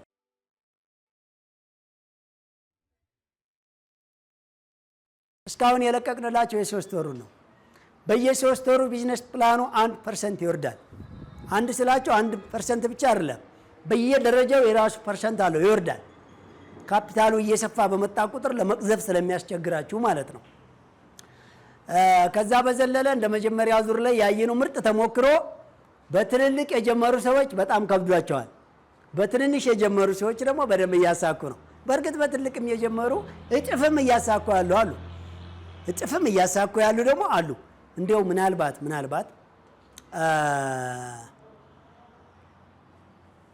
የሁለተኛው ዙር ተመዝጋቢዎች ከመጀመሪያ ዙር ተመዝጋቢዎች የሚወስዱት ተሞክሮ ስላለ በነገራችን ላይ የመጀመሪያ ዙር ተመዝጋቢዎች እጅግ በጣም የሚደነቁ ሲዘከሩ የሚኖሩ ሁሉንም ፎቶአቸውን ሰብስበን በሙሉ ቢሮአችን ላይ የምንለጥፈው በሚዲያችን ላይ የምናሰፍረው የኢትዮጵያ የለውጥ ፈርቀዳጆች ደፋሮች መስዋዕት ከፍለው ኢትዮጵያን ሕዝብ ከዜሮ ተነስቶ ሚሊዮነር መሆን ከኛ በላይ እነሱ ያሳዩ ብለን የምንይዛቸው። ለምን ብትሉኝ የሚሊዮነሮችን መንገድ ስልጠና በአየር ላይ አዳምጠው የቻሉት ወደ ቢሮ መጥተው ያልቻሉ ባሉበት ቦታ ሆነው ባለቻቸው ገንዘብ ጀምረው አድርጎ የተባሉትን ብቻ እያደረጉ እስካሁን ድረስ ፐርሰንቱን ያሟሉ አሉ። ለነሱ አንድ ጊዜ በደንብ አጫጭ ብዙ ሰው ሰምቶ ሳይመዘገብ ብዙ ሰው ተመዝግቦ ሳይጀመር ብዙ ሰው ጀምሮ ሲያቋርጥ እስካሁን ድረስ ግን የቀጠሉ አሉ። በነገራችን ላይ ከታላላቅ ሰዎች 10 ሰው ብቻ በዚህ ፕሮግራም በ2 ዓመት ሚሊዮነር ከሆነ እኔ ሌላ ነገር እያሉ ብዙ ቃል የሚገቡ በስተጀርባ ሆነው ብዙ ነገር የሚያውቁ የሚመስላቸው ግን ምንም የማያውቁ ሰዎች አሉ። ብዙ ነገር ያወቁ ይመስላል። በ10 ሚሊዮነሮች ከተፈጠሩ እኔ ብቻ ምን ልበል ብሎ የሚገቡትን ቃል አላወራቸውም ዘግናኝ ስለሆነ። እናንተ ግን በጣም በሺህ የምትቆጠሩ ሰዎች እየበረራችሁ ነው። ወዴት? ወደ ሚሊዮነሮች መንገድ። 2 ዓመት ነገ እኮ ነው፣ ቅርብ እኮ ነው፣ ሩቅ እኮ አይደለም። 2 ዓመት ወይኔ ልጅ 2 ዓመት ሆነው በእግሩ እየሮጠ ነው ይባላል። ምን እንደመጣ ወይኔ ለካ 2ኛ ዓመት ደረሰ። ቅርብ ነው 2 ዓመት። ዩኒቨርሲቲ የገቡ ልጆች እንኳን ተመርቀው ለመውጣት በትንሹ 3 ዓመት ይቀራቸዋል። ይቀራቸዋል። በዚህ ውስጥ ነው ሚሊዮነሮችን እኛ እንፈጥራለን ያሉ፣ ለዛውም ምንም አይነት ዋጋ ሳይከፍሉ። አይታችሁታ? ምንም አይነት ዋጋ ሳይከፍሉ ለዛውም ማለት ነው። በጣም ጥሩ። ስለዚህ ምን መሰላችሁ የምታደርጉት አሁን እናንተ በቀላሉ በሚሊዮነሮች መንገድ ሚሊዮነር ለመሆን አድርጎ የተባለው ማድረግ ብቻ ከተባለ የምትፈልጉትን ካፒታልና በምትፈልጉት አይነት ስራ ተመዝግባቸዋል። ብዙ ጊዜ የመጀመሪያ ዙር ላይ 100 ምናምን ይመስለኛል አይነት ስራ ለምሳሌ ያክል ለቀንላቸዋል መጀመር የሚቻለውን። አሁን ለሁለተኛው ዙር ተመዝጋቢዎች እናሳያቸዋለን። እኛ ሲጀመር ኮሜንት ሰብሳቢም ቲክቶከርም ዩቲዩበርም አይደለንም። እኛ ሚሊዮነሮች ነን። መጀመሪያ ሰጭ እንጂ ተቀባይ አይደለንም። መጀመሪያ አለመታወቅ ስለሆነ ችግሩ። ብዙ ጊዜ ጎጂ አደገኛ መሳሪያ ውስጣችሁ እንዳለ የሚገባችሁ ከመጠየቃችሁ በፊት እኔ አውቃለሁ የሚል ውሳኔ ከወሰናችሁ አለቀላችሁ። እድሜ ልካችሁን ስትሰቃዩ ነው የምትኖሩት። የምሬን ነው የማወራው። ሰው ከመጠየቁ ከማጣራቱ በፊት እኔ አውቃለሁ ካለ አደገኛ መሳሪያ ውስጡ አለ። በየቀን ሊገለው የሚፈነዳ ማለት ነው። ሲሞት የሚኖር ሰው እንደዛ አይነት ሰው። በአንድ መቼም የመጣን ነገር መን ተቀበል አይባልም። ሰው መጠየቅ፣ መደጋገም፣ ማየት አስሬ ለካ እንደ ይቁረጥ ነው የሚሉ። ለማንኛውም ልነግራቸው የፈለግኩት ቆይ የኛ ባህላችን አታበላሸው ያለው ምኑን ስልጠና አዳምጦ እንደሆነ ልንገራችሁ። ምኑን ስልጠና አዳምጦ እንደሆነ አንድ ሰው መጀመሪያ ቢዝነስ ከጀመረ በኋላ የማህበራዊ ጉዳይ ቻሌንጅ ይመጣበታል። የሆነ ፈተና ምን ካላችሁ ክርስትና፣ ሰርግ ሊጠራ ይችላል፣ ሰደቃ ሊጠራ ይችላል፣ ለቅሶ ሊመጣበት ይችላል። ወይም ደግሞ የሆነ በጋራ የሚዝናኑበት ቦታ ላይ መሄድ ያስፈልገው ይሆናል፣ ወይ እድር ይመጣበታል። ያንን ነገር ለመተግበር ሲሄድ ይዘጋዋል። እንደዘጋው ቢዝነሱ ትልቅ ችግር ያድርበታል። ምን ካላችሁኝ አንድ ስለዘጋው ደንበኞቹ አታውት ወደ ሌላ ተሻለ ሰው ጋር ሄደዋል። 2 ስለዘጋው የዛን ቀን የቤት ኪራይ እና የተለያየ ነገር ሽፋን የሚሰጥለትን ገቢ ባለማግኘቱ ከኪሱ እያወጣ ነው። ሌላኛው በዛ በየቀን ማደግ ሰው ስራ መጀመር ያለበት ማደግ ካለበት ነው። ለመኖርማ ኧረ ተው ጎበዝ። የአንድ ሆቴል ጥበቃም እኮ ቡሌ እየበላ ይኖራል። ለመኖር ብቻ ለመብላት ብቻ ከሆነ የምትሰሩት ማለት ነው። ምን አንገላታችሁ? ስለዚህ በየቀን ማድረግ ላለበት የሚቆጥባት የዛን ቀን ተቋርጣለች። ሌላኛው በሄደበት አካባቢ ላይ የተለያየ ነገር ያወጣል። ለሚሄድበት አካል እንደገና ለሚጓጓዙበት ወጪ፣ መንገድ ላይ ለምግብ መጠጥ፣ አሁንም ያን ከሂሳቡ ላይ ቀንሷል። እነኚህ ነገሮች ሁሉ ደርሰው ቢዝነሱ ላይ ሲመጣ የሄደን ደንበኛ ለመመለስ፣ የዛን ቀን ማግኘት ያለበትን ለመተካት፣ ከሂሳቡ ላይ የቀነሰው መልሶ ለማጠራቀም ብዙ ነገሮችን ሲታገል አሁንም አንድ ነገር ይጨመራል። ምሳሌ ምንድነው ያልኳቸው? እኔ አጎቱ ልጅ ሞቶ ከሆነ ይሄን ሁሉ ችግር ቢዝነሱ ላይ ያመጣው ድጋሚ አጎቱ ቢሞት ይቀር ይመስላችኋል? ይሄዳል። አንዱ ምን ያለ ይመስላችሁ? ሌላ ምንም አለ አጎቱ ሞቶ ይኸው ስንት አጎቶች ሞተዋል። ሲጀመር የቆመው ሰው ሁሉ ሞቶ የለም እንዴ? ምን መቆም ይባላል? አሁን ሂዱ እስኪ እየመጠለያው ለእናንተ ነው የሚነገራችሁ። ያን እያዩ አንድ ነገር አስተዋጽኦ አለማድረግ እኮ መሞት ነው። ሲጀመር ሰው ወይ ያለ ራዕይ አትኑር፣ ያለ ዓላማም አትጓዝ ተብሏል እኮ። ከዚህ ውጭ የሚጓዝ ሰው ኦልሬዲ ሞቷል። ቅርታ አድርጉልኝና ስለዚህ አንዳንድ ጊዜ ዝም ብሎ በደረቅ ላይ እየቀቡ ከማጃጃል እውነቱን እየተነጋገርን ይህን ችግር ማስወገድ ይሻላል። አሁን ጥላታችሁም ሰዳቢያችሁ አዋራጃችሁ በላይ እንዳይመስላችሁ መጥፎ አካሄድ ነው። መጥፎ አመለካከትና መጥፎ የሆነ ድህነት እስኪ ሂድ። ስንት ነው ሲና በረሃ ላይ በየቀን የሚሞተው ኢትዮጵያዊ? በበሻሻው በጅቡቲ በረሃ ባህር፣ ሳውዲ እስር ቤት ሂድ እስኪ፣ ጣሊያን ስደተኞች ካምፕ እስኪ ግባ። ማመሽለር እንደንፍሮ የሚጣደው በጅምላ እንዴ! አብራኬ እንደዚህ ሲሆን ማየት በቁም መሞት አይደለም ወይ? ለጽድቅ ነው የሚሄዱት? ለትምህርት ነው የሚሄዱት? ይቺን ሀገር በቀላሉ ለመቀየር ነው የሚሄዱት? ለገንዘብ እኮ ነው። በሁለት ዓመት ሚሊዮነር ሊያደርግና የጊዜና የገንዘብ ነፃነት ሊያመጣ የሚያስችል ነገር ሪጀክት ማድረግ ለራሱ ከሞት በላይ ሞት ነው። ለምሬን ማወራችሁ ማለት ነው። ከባድ ነው። ስለዚህ ያን ነገር ምን መሰላችሁ የምናስተካክለው? ተው የተባላችሁ መተው ያልነው ራሳችሁን እስከምችሉ ድረስ ከስራ ቦታችሁ የትም አትንቀሳቀሱ ነው የምለው። ዘር ማንዘር የሚሙት የቅርብ ሰው የሚሙት ለቅሶ መጀመሪያ አትሂድ ሳይሳካልህ በፊት። አንድ ሰርግም ይሁን ክርስትናም ይሁን ሰደቃ የራስህ አቋም እስከሚኖርና የማይቋረጥ ገቢ እስከምታቋቁምና አንተ ብትኖርም ባትኖርም የጊዜና የገንዘብ ነፃነት ተተክቶ ባንተ የተሻለ ነገር ሳታደራጅ የትም አትሂድ ነው የምለው። እሑድ እሑድ መዝናኛ ቦታ ላይ አትሂድ ነው። ሰርግ አትሂድ ነው። ሲጋራ አታጭስ ነው። ጫት አትቃም ነው። ግሮሰሪው ሄደ አትጋት ነው። ሰዓት ላፊ ሰው ወሬትን ቦታ መንቀሳቀስ በስሜት የሆነ ገንዘብ ማውጣት የለበትም ነው። ኮንትሮባንድ ንግድ አያስፈልግም ነው።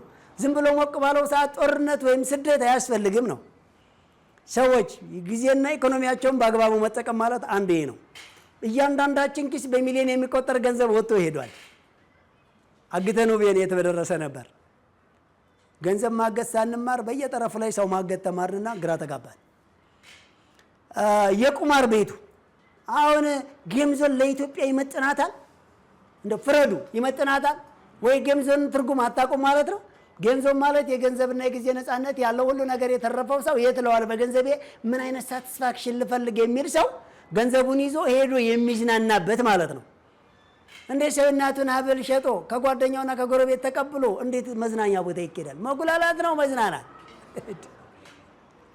በማምረቻው በመስሪያው ሰዓት እኮ ይሄ ነው ሚስጥሩ። ሩቅ አይደለም። እኛ ለምን እንዳሰስን እንጂ ችግሩ እዚህ ሆኖ ነው ያገኘነው ብለናቸዋል። አሁን አንድ ጊዜ መብራቱ ይምጣና ፕሮጀክተር ላይ ያሳያቸዋለሁ።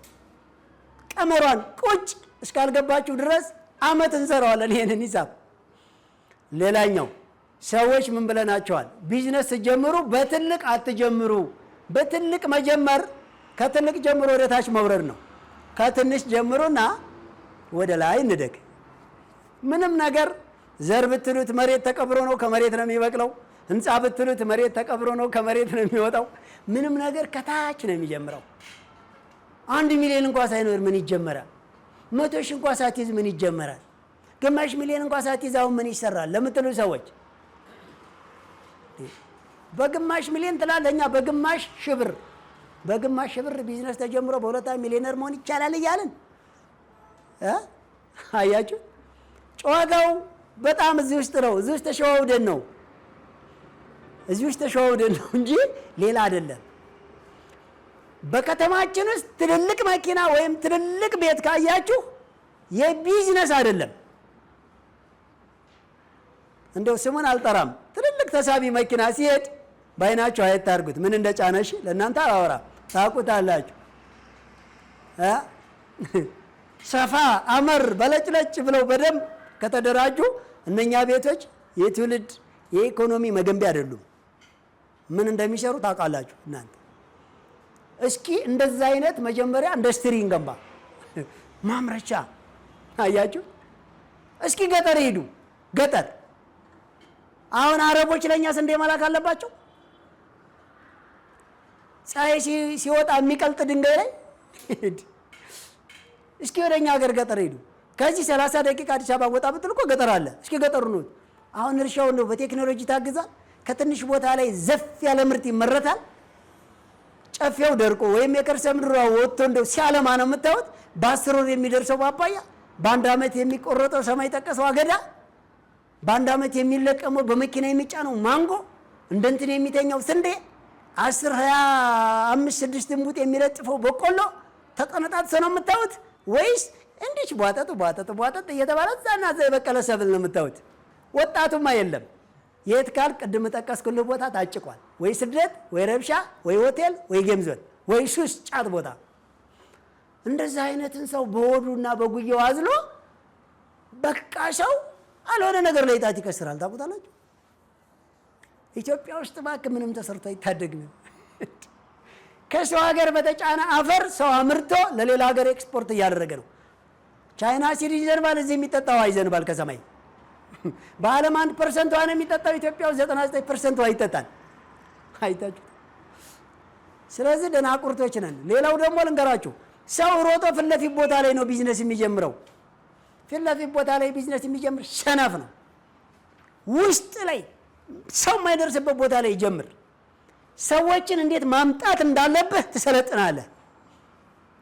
አብዛኛው ቢዝነስ የጀመረ ሰው ደንበኛ ራሱ መጥቶ ካልገዛው ደንበኛ አይፈልግም።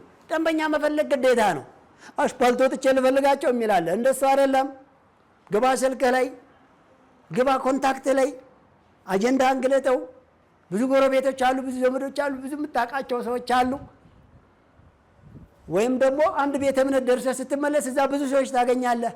ዓላማህን አውራ፣ ቢዝነስህን አውራ፣ ምርትህን አውራ፣ አስተዋውቅ፣ ንግድህን አውራ፣ አድራሻህን አውራ፣ ፍላጎትህን አውራ፣ ያለማቋረጥ አውራቸው። ችግሩ እኛ እኮ ተቃራኒ ጾታ ከሆነ ለከፋው ይቀድምብናል ከስራው፣ ከዛ ይመሻል ስራችንን ሳናወራ። አያችሁ፣ ተቃራኒ ሃይማኖት ከሆነ ማሳመን ላይ እንጣዳለን፣ ከዛ ስራውን ሳናወራ ይመሻል። አያችሁ፣ የኛ ችግር እኮ ነው። ችግር እኮ ነው። አዲስ ዜና ከሆነ እሱን ስንቀባበል ቀኑ ይመሻል ስራችንን ሳናስተዋውቅ። አዲሱ ዜና ነገ ሌላ አዲስ ዜና ተፈጥሯል። እኛ ኪስ እኮ ምንም አልገባም። ችግሩ ያ ነው። ችግሩ ያ ነው። አይታችሁታል። እኛ ቢዝነሳችንን ጀምረን እበራችን ድረስ ስቱዲዮ የሚያካክል ድንኳን ተጥሎ ሲጨፈር እንዲቀና ብለን አንይም። የደንበኛ መምጫውን በር ብቻ አንዴ ክፍት አድርጉልን ነው የምንለው። የደንበኛ መምጫ ምንም ቼክ አናደርግም። ከበሮ ቢደለቅ፣ መስንቆ ቢመንታ፣ ሞንታርቦ ቢጮ እንደምንም እየጮህን ሰው መምጫ መንገዷንና እንዴት መሸጥ እንዳለብን ነው። አሁን ካላችሁ ግን አሁን ሁሉም የሚደለቀው እኛ ቤት ነው። እኔ መጥፎ ነው እያልኩ አይደለማ፣ ለተወሰነ ጊዜ ነው ያልኳችሁ። አያችሁ፣ አሁንም አላያችሁም እንዴ? ቅዳሜ ምሽት አይታችኋል። አብዛኞቻችሁ መቼም ሀገሬ ቲቪን የሚከታተል አለ ወይ ዩቲዩብ ቻናላችንን። አሁንማ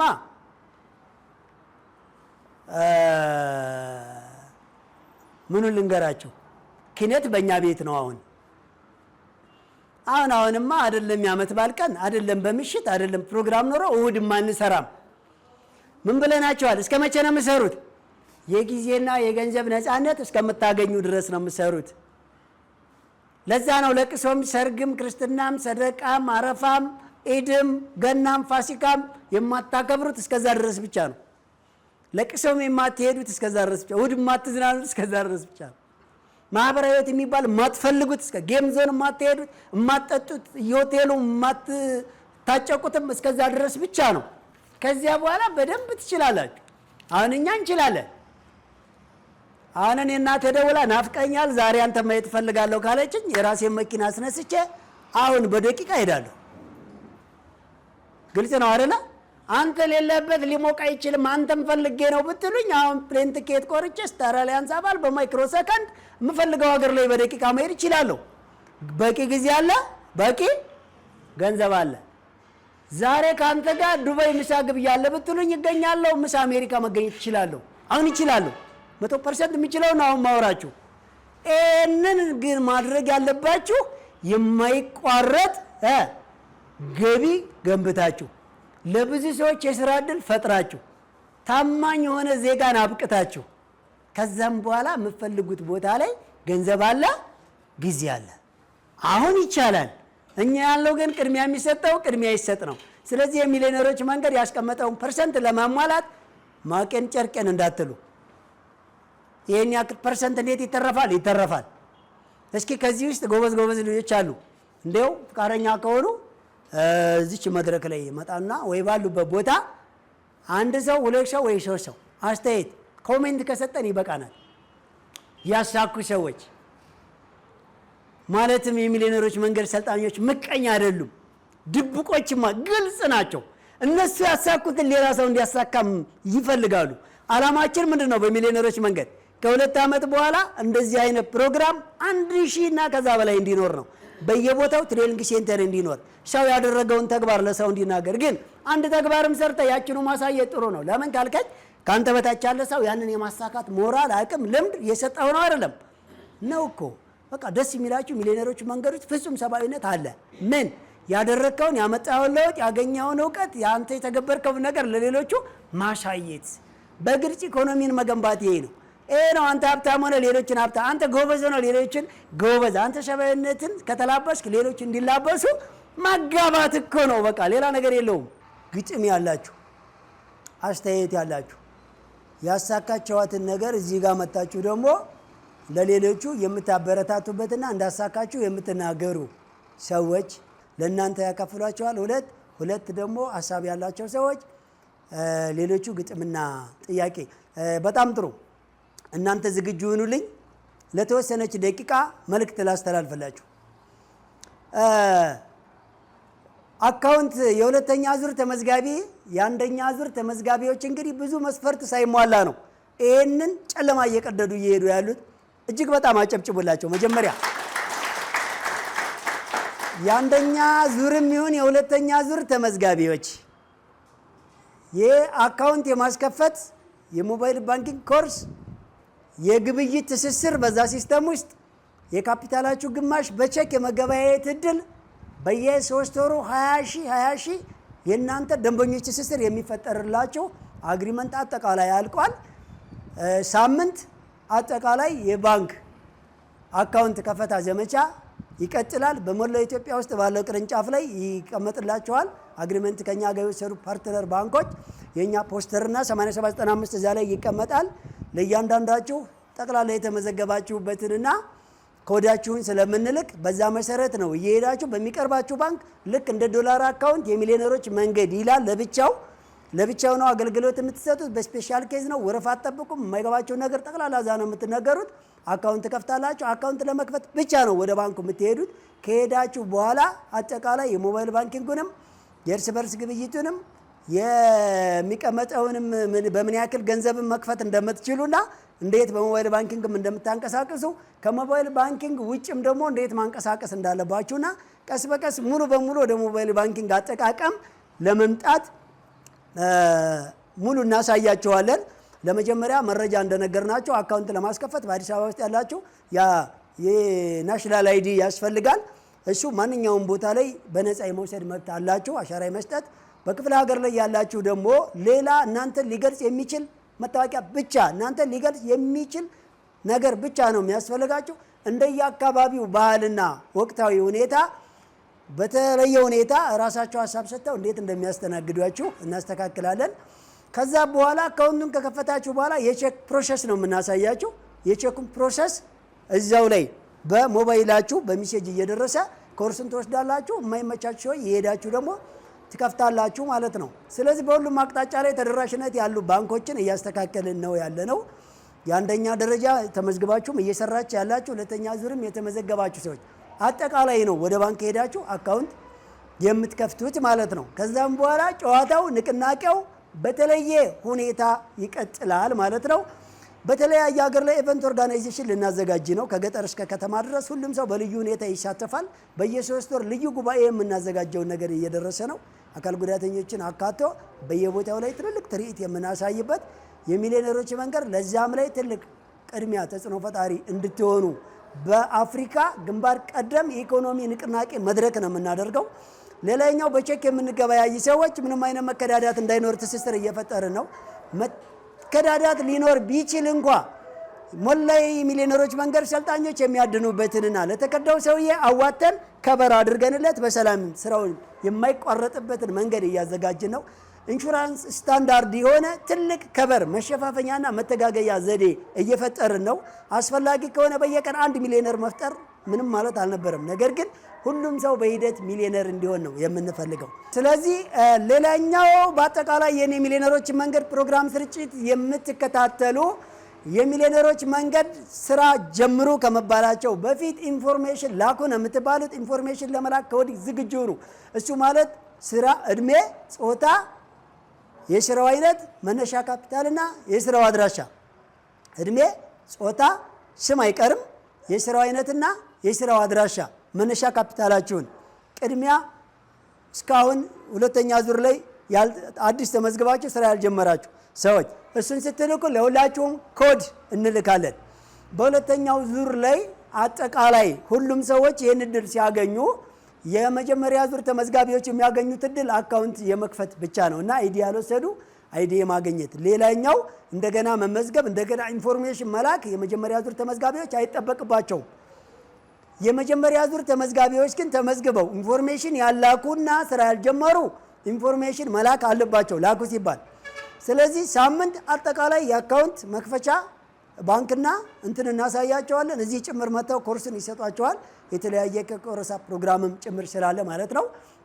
ከዛ በዘለለ ስለ ቼክ ኮርስ ነው የምንሰጣችሁ ማለት ነው። ምንጊዜም ካፒታላችሁ እያደገ በሄደ ቁጥር 50% መበደር፣ መለቃት፣ ምንም ወለድ መክፈል ወይም ደግሞ ቤት መኪና ሲይዞ ኢኮኖሚን ባላንስ ለማድረግ መሞከር አያስፈልገውም። የሚሊዮነሮች መንገድ ላይ 1 ሚሊዮን ካለ 500 ሺው ባዶ በሆነ ቼክ እንደ ገንዘብ ቫሊ ኖሮት እንድንገበያይበት ነው የምናደርገው። በ24 ሰዓት ባንክ ሊያትም የሚችልን ቼክ እንደ ገንዘብ የሚሊዮነሮች መንገድ እየተቀባበሉ ግብይትን ኢኮኖሚን እንዲያንቀሳቅሱበት ነው የምናደርገው። ስለዚህ ባደገ ቁጥር ያድጋል ማለት ነው። እንደ መጀመሪያ በካፒታላቸው 50% ብቻ ነው የሚጀመረው። የሱንም በየ3 ወር 20 ሺህ ደንበኞች መቀላቀልና የግብይት ትስስር መፈጠሩንም የስራ ንቅናቄው በየስራ ቦታቸው ላይ የዞርንም ቀጥታ ስርጭት የሚዲያ ፕሮግራም ማድረጋችንም ይቀጥላል ማለት ነው። ከዛ ሌላኛው ይህም ፕሮግራም አጠቃላይ የምትከታተሉ የሚሊዮነሮች መንገድ በዲሲፕሊን፣ በስነ ምግባር፣ በሙያና በቢዝነስ ፕላን የታነጹ ስለሆኑ አጠቃላይ የሚሊዮነሮች መንገድ ቢዝነስ ጀማሪዎች የዕቃም ይሁን የቤት ኪራይን በአጠቃላይ ትፈለጋላችሁ። እንኳን ደስ አላችሁ ማለት ነው። በጣም ብዙ ዳታ አለ፣ እናወጣና እንለጥፍላችኋለን። እያንዳንዳቸው ማከራየት የሚፈልጉ ተውትና ማከራየት የማይፈልጉ ሰዎች እስቲል መኖሪያ ቤታቸውንና ማጌጫ መሳሪያቸውን የራሳቸው መዝናኛ መሳሪያቸው ጭምር ለሚሊዮነሮች መንገድ ቢዝነስ መጀመሪያ ለማከራየት የማይከስር በስነ ምግባር የታነጸ በየጊዜው የሚሰለጥን በሕግና ደንብ የታቀፈ በሕግና ደንብ የሚተዳደር ለማድረግ ዓላማ ያለው ሰውን ማንም ይፈልገዋል። ስለዚህ ቤት ኪራይ ለመፈለግ እየከተማ ውስጥ እንዳትተራመሱ፣ የተለያየ ማሽንም ይሁን መገልገያ መስሪያ መጀመሪያ እቃዎች ለመከራየት የትም ቦታ እንዳትንቀሳቀሱ። አጠቃላይ በየትኛውም በመላ ኢትዮጵያ ውስጥ ያሉ ጠቅላላ ለሚሊዮነሮች መንገድ ስራ መጀመሪያ የምትፈልጉት የቁስም ይሁን የቤት ኪራይ ወደ ሚሊዮነሮች መንገድ በ0910 80 80 19 ላይ በሚሴጅና በቴሌግራም ሁላችሁም ያላችሁን ለኪራይ የሚውል አገልግሎት ላኩ። የሚሊዮነሮች መንገድ ደግሞ ከኛ ዳታ ላይ ተወስዶ ይለጠፍላችኋል። ከዛ ላይ የምፈልጉት አካባቢ ላይ የምፈልጉት ኮንታክት ከኛ ብቻ ነው የምታገኙት። ከዚህ በኋላ ምንም አይነት ነገር ስትፈልጉ ወደ ሚሊዮነሮች መንገድ ዳታ መምጣት ብቻ ነው የሚጠበቅባችሁ። ሌላኛው በፒያዝ ዴሊቨሪ ላይ በየትኛውም ቦታ ምርትና አገልግሎታችሁ ፒያዝ ዴሊቨሪ ላይ ተገብቶ ምርትና አገልግሎታችሁ እንዲታይ፣ እቃችሁ፣ ዋጋው፣ የት አካባቢ እንዳላችሁ፣ በምን አይነት መንገድ መግዛትና መሸጥ እንዳለባችሁ እንዲታይ የሚሊዮነሮች መንገድ ሰልጣኞች ብቻ ፒያዝ ዴሊቨሪን ከፕሌይ ስቶር ላይ ታወርዳላችሁ። እሱንም ደግሞ ምርትና አገልግሎታችሁን እዛ ላይ ትጭናላችሁ፣ መሻሻጥ ትችላላችሁ። እሱ የሚጠቅመው እሱም ለሚሊዮነሮች መንገድ ሰልጣኝ ብቻ ነው። ገዢ ማንም ሰው መግዛት ይችላል። መሸጥ የሚችለው ግን የሚሊዮነሮች መንገድ ሰልጣኝ ብቻ ነው። ገና ብዙ ትልልቅ ቴክኖሎጂ ተቋማት መጀመሪያ ሚሊዮነሮች መንገድ ውስጥ አባል ሆነው ለሚሊዮነሮች መንገድ አገልግሎት እንዲሰጥ እናደርገዋለን። እያንዳንዱ የሚመለከተው የሚኒስቴር መስሪያ ቤቶች ሁሉ ለሚሊዮነሮች መንገድ ልዩ እገዛ፣ ልዩ አገልግሎት፣ ልዩ እውቅና፣ ልዩ ክትትል እንዲደረግ ሙሉ እያስተካከልን ነው ያለ ነው። የሚሊዮነሮች መንገድ ሆነ አይዲ የተሰጠ እያንዳንዳችሁ ስራ ቦታ ላይ አይዲያችሁ ይለጠፋል፣ ፕሪንት አድርገን እንሰጣለን። አይዲ የተሰጠ ከህግ ውጪ ከስነ ምግባር ውጪ ከተቀመጠው ህግና ደንብ ውጪ ምንም አይነት ነገር እንዳይታይባችሁ ዓላማ ያላቸው በጣም በስነ ምግባር የታነጹ ልዩነት የሌለባቸው በጣም ከጧት እስከ ማታ ስራ ቦታ ላይ የሚገኙ ቅድሚያ ለተቀደሰው ስራ ጊዜ የሰጡ የሚሰሩትን ገንዘብ በአግባቡ ኢንቨስት አድርገው ዓላማ ያላቸው የማይከስሩ ዱቤ ቢሰጡ ምን ቢደረግላቸው ምንም አስተማማኝ ተብለው ነው እየታሰበላችሁ ያለው። ስለዚህ እያንዳንዳችሁ በጥንቃቄ ሚሊዮነሮች መንገድ ስክሪን ላይ ታይተህ አደራ አልኮል ስትጋቱ፣ ጫት ስቅሙ፣ ሲጋራ ስታጨሱ፣ ከሰው ስትጣሉ፣ ወከባ ቦታ ላይ አሉባሌ ቦታ ላይ አደራ እንዳትታዩላችሁ እናስተላልፋለን። አጠቃላይ ለምንም አይነት ለኪራይ የሚውል አገልግሎት ግን ከኛ ዳታ ላይ ነው እንድትወስዱ የምናደርጋችሁ። ከሳምንት በኋላ የባንክ አካውንት ለመክፈት ዝግጅት ሆናላችሁ። ከዛሬ 15 ቀን በኋላ ግን አጠቃላይ ኢንፎርሜሽን ላኩ ትባላላችሁ። ምዝገባ ያቆማል። ከዛ በኋላ ምዝገባ የለም። ሶስተኛው ዙር ምዝገባ በትንሹ ግማሽ ዓመት ይሄዳል። ስለዚህ ምዝገባ 15 ቀን ብቻ ነው የቀረን ከዚህ በኋላ። ከዚያ በኋላ ምዝገባ አንመዘግብም። በትንሹ ከ6 ወር በኋላ ሊመጣ ይችላል ማለት ነው። ስለዚህ ሁለተኛ መጀመሪያ ዙርም ላይ ተመዝግባችሁ ወደ አቴንዳንስ ሳትሞሉ የተቋረጠባችሁ፣ እንደገና ሁለተኛ ዙር ተመዝግባችሁ አቴንዳንስ የማሞሉ ሰዎች አቴንዳንሳችሁን በትክክል ሙሉ፣ ያቋረጣችሁትን ሁሉ ሙሉ። በኋላ ላይ ጠቅላላ ወደ አካውንት መክፈትና ግብይት ትስስር ከገባን በኋላ በከፍተኛ ሁኔታ ስታክ ልናደርግባችሁ ስለምንችል አቴንዳንስ እምቢ ለመመዝገብም እምቢ ካላችሁ አሁንም በ0910 80 80 19 ቤት ስልክ ላይ እየላካችሁ እምቢ ያለኝ አልቀበላለኝ እያላችሁ አሳዩ። በቅርብ ያላችሁ እዚህ እየመጣችሁ አሳዩ። በርቀት ያላችሁ ደግሞ እዚህ አሁን ነገርኳችሁ ስልክ ላይ መደወል ሳይሆን በሜሴጅና በቴሌግራም እየላካችሁ ችግሩ ዳታ ላይ እየታየ እንዲፈታ ከቴሌም ከሆነ ወደ ኢትዮ ቴሌኮም እያመለከትን ችግሩ እንዲፈታ እናደርግላችኋለን። ነገር ግን ባካችሁን ስትመዘገቡም ሆነ አቴንዳንስ ስትልኩ አትቀላቅሉ። ኮድን በደንብ አዳምጡኝ። 8795ን ከጻፋችሁ በኋላ እዛው ላይ ኤሚቲ አትበሉት። ሴቭ አድርጋችሁ ሜሴጅ ቤት ገብታችሁ ነው።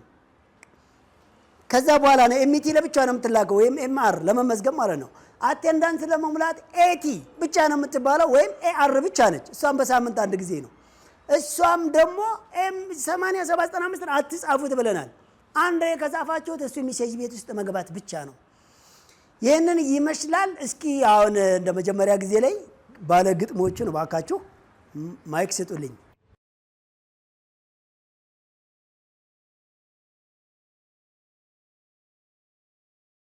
ሄሎ፣ ደርሻለሁኝ። መጣው። እሺ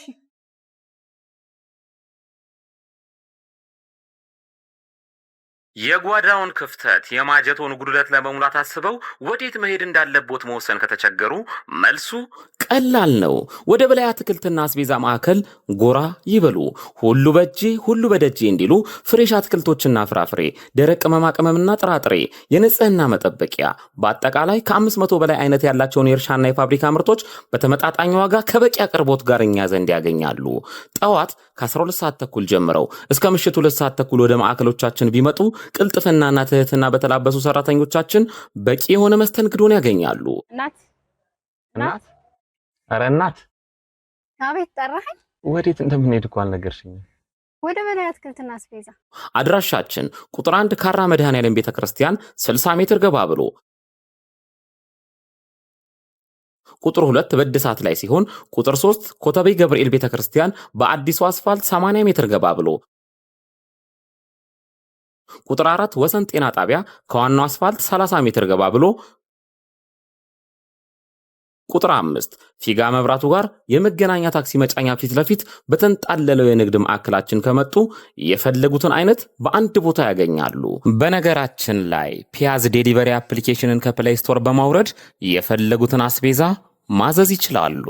በላይ አትክልትና አስቤዛ የጓዳ ወቤዛ።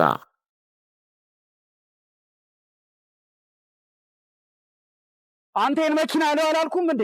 ባታሰራም እንዴ? ምን አይነት ሰው ነው? የንዴቶና የብስጭቶ ዋነኛ ምክንያት የመኪናው ተደጋጋሚ ብልሽት ከሆነ በአፋጣኝ ወደኛ በመምጣት ፈጣንና ዘላቂ መፍትሄ በተመጣጣኝ ዋጋ ያገኙ። ማሜ ጋራዥ የምንሰጣቸው አገልግሎቶች ጠቅላላ መካኒካል ስራ፣ የሞተር ችግርን በኮምፒውተር አይቶ ባለበት አሊያም አውርዶ እድሳት መስጠት፣ በግጭት ምክንያት የተጨማደደ ወይም ጨው የበላውን ቦዲ በድንቅ ጥበብ ወደ ቦታው መመለስ፣ የኤሌክትሪካል ስራ፣ የእግር እንዲሁም አጠቃላይ የሰርቪስ አገልግሎትን እንሰጣለን። መኪና ማስፈተሽ ለምትፈልጉ በኮምፒውተር የታገዘ ፍተሻ በማድረግ ችግሩንም ሆነ መፍትሄውን እንካችሁ እንላለን። ማሜ ጋራዥ ብቅ ካሉ አንድ ለየት ያለ ስራ ነው የሚያገኛሉ። ይህም መኪናው ማኑዋል ማርሽ ከሆነ ወደ አውቶማቲክ ማርሽ ማስቀየር የሚችሉ ሲሆን በተጨማሪም እግራቸው ላይ ጉዳት የደረሰባቸው ወገኖቻችን የነዳጅና የፍሬን አገልግሎት በእጆ መጠቀም የሚችሉበትን ሁኔታ ሞዲፋይ በመስራት ምቹ እናደርግሎታለን። የመለዋወጫ ጉዳይ በቂ ስላለን እንዳያሳስቡ። እርሶ ብቻ መኪናውን ይዘው ይምጡ፣ እኛ ለመፍትሄውና ለምቾቱ እንጨነቃለን። አድራሻችን ወሰን ኤልዳድ ህንፃ ጀርባ 100 ሜትር ገባ ብሎ ስልክ 0911 88 1980 አሊያም 0919 8876 23 ማሜ ጋራዥ የመኪናው ዶክተር።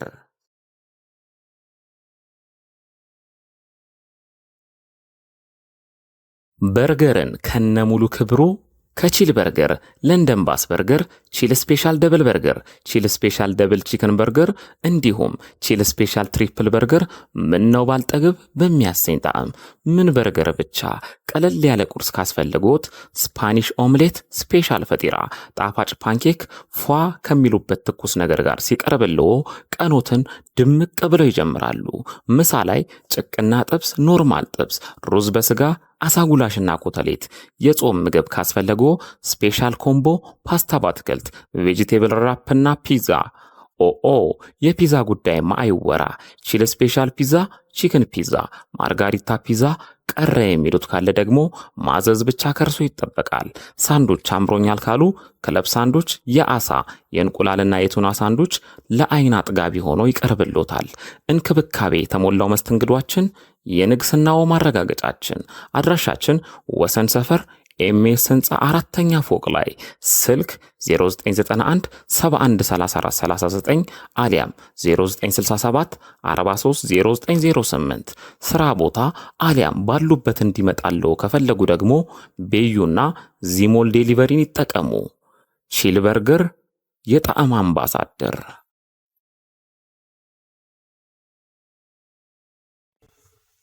ፒያዝ ዴሊቨሪ በማንኛውም ሰዓት በሞባይላችሁ ቤታችሁን ሱቃችሁ ማድረግ የምትችሉበት መተግበሪያ። የበላይ አትክልትና አስቤዛን ባሉበት ሆነው ይዘዙ። ከፕሌይ ስቶር ፒያዝ ዴሊቨሪ ብለው በማውረድ አሁኑን ይዘዙ። በ24 ሰዓት ይደርሶታል። በዌብሳይት www.piazdelivery ኦርደር ማድረግ ይችላል። ለሆቴሎች፣ ለካፌዎች፣ ሆስፒታል፣ የተለያዩ ድርጅቶች ደረሰኝ እናዘጋጃለን። ክፍለ ሀገር ላላችሁ በቅርብ እንጀምራለን። እስከዛው ግን አዲስ አበባ ያላችሁ ባላችሁበት አለን። ፒያዝ ዴሊቨሪ። የሚሊዮነሮች መንገድ ፕሮግራምን በሁሉም የሶሻል ሚዲያ አማራጮች ይከታተሉ። በዩቲዩብ በላይ ሚዲያ ብለው በመግባት ከዚህ በፊት የነበሩ ዝግጅቶቻችንን ይከታተሉ። በተጨማሪም በቲክቶክ፣ ፌስቡክ፣ ቴሌግራም እና ሊንክዲን ላይ ይከታተሉ። የሚሊዮነሮች መንገድ።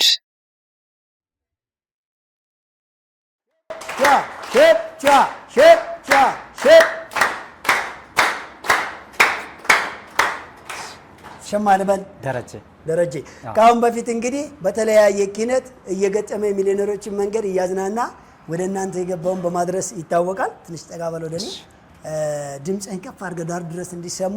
ያው ሊቅ ነው፣ የስነ ጽሁፍ ባለሙያ ነው። እንግዲህ ሙያቸውን ያላዋጡ ሰዎች የሉም።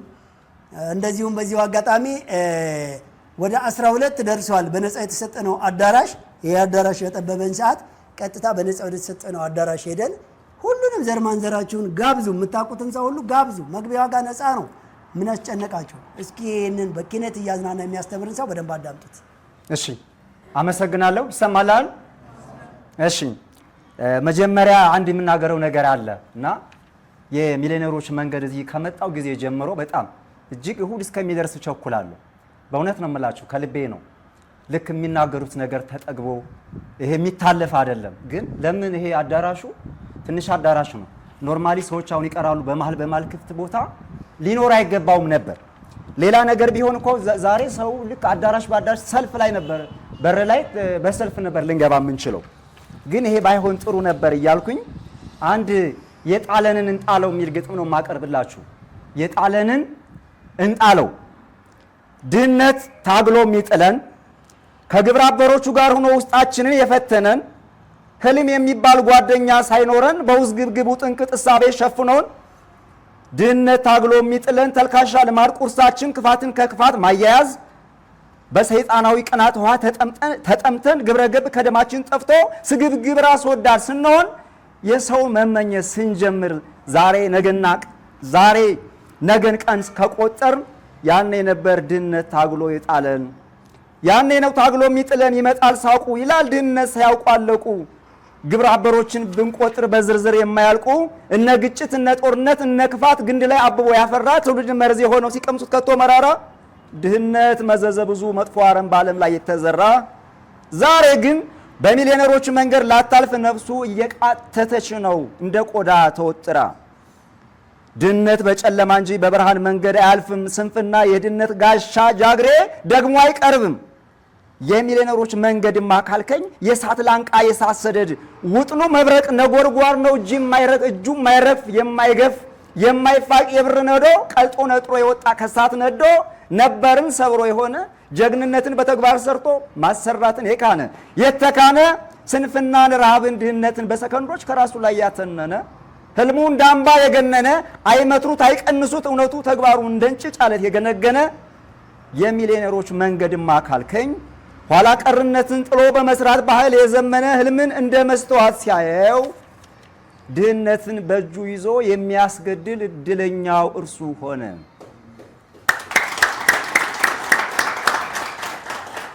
የሚሊዮነሮች መንገድማ የህልመኞች መራመጃ፣ የድህነት እጅ መስጫ መዋረጃ፣ የታታሪዎች ታሪክ መስሪያ፣ ከኢትዮጵያም አልፎ በአፍሪካ የአኩሪ ገድል መጻቢያ፣ ጥልቅና ትልቅ ሰው መፍጠሪያ፣ የሰብአዊነትና ስራ ሀገርና የትውልድ ማስመስከሪያ፣ ሰው የመሆን ውል ተሸምኖ ህልምን የመኖር ማሳያ የሚሊዮነሮች መንገድማ ካልከኝ ብሎ አምጦ የወለደልን ይመስገን አንዴ በላያ። የሚሊዮነሮች መንገድማ የሳሰደድ ስፍር ቁጥር የሌለው ጸባዩ ግብሩ ከቶ ሲመዘን ከወርድ ለብርቶች የብረት አጥር በወረት ሆይ ሆይ ብሎ ከግለቱ ያልበረደ ህልሙ ከአድማስ እስከ አድማስ ጅረቱ የማያቋርጥ ትምህርቱ እንደ ውቅያኖስ ከልኬቱ ያልወረደ ከትናንት የተማረ ዛሬ ላይ እየኖረ የነገን ህልሙን ከውስጡ ያጸደቀ ለሰው ልጅ ሰብአዊነት መኖር ለለውጥ ያደገደገ የሚሊዮነሮች መንገድማ ይኑር ገና እያደገ እየተመነደገ። የሚሊዮነሮች መንገድማ እንደ ጨረቃ ደግሞ ቢወለድ የልመናን የስደትን ስራ ማጣትን ስውር ሴራ ያጋለጠ በድህነት ላይ የዘመተ ያዘመተ አንቺስ ማዶ ያለሽው ነኝ ስሪ እንጂ ከሀገርሽ ምን ነው ልብሽ ፈራ ተርበተበተ ወንድሜስ የት ነህ ቅረብ እንጂ ምን ነው ልብ ኮበለለ ነፍስህ ምን ነው ወደ ስደት ቃተተ መፍትሄው እኮ እጃችን ላይ ነው ድህነትን ማዋረድ የኛ ሆኖ እያለ ለምን ተሸናፊ እንሁን ክብራችን እስከቶ ለምን ቀለለ። የሚሊዮነሮች መንገድማ ድህነቱን በእጁ ይዞ የሚያስገድል እርሱ እያለ በአገር መስራት መለወጥ በተግባር አይተን ምን ነው ልባችን ኮበለለ ምን ነው ልቦናችን ታወረ። የሚሊዮነሮች መንገድማ ነጋሪት ጎስሞ ክተት አዋጅ እያለ ወንህን ማን ሊሰልበው ጉልበት ለምን ዛለ።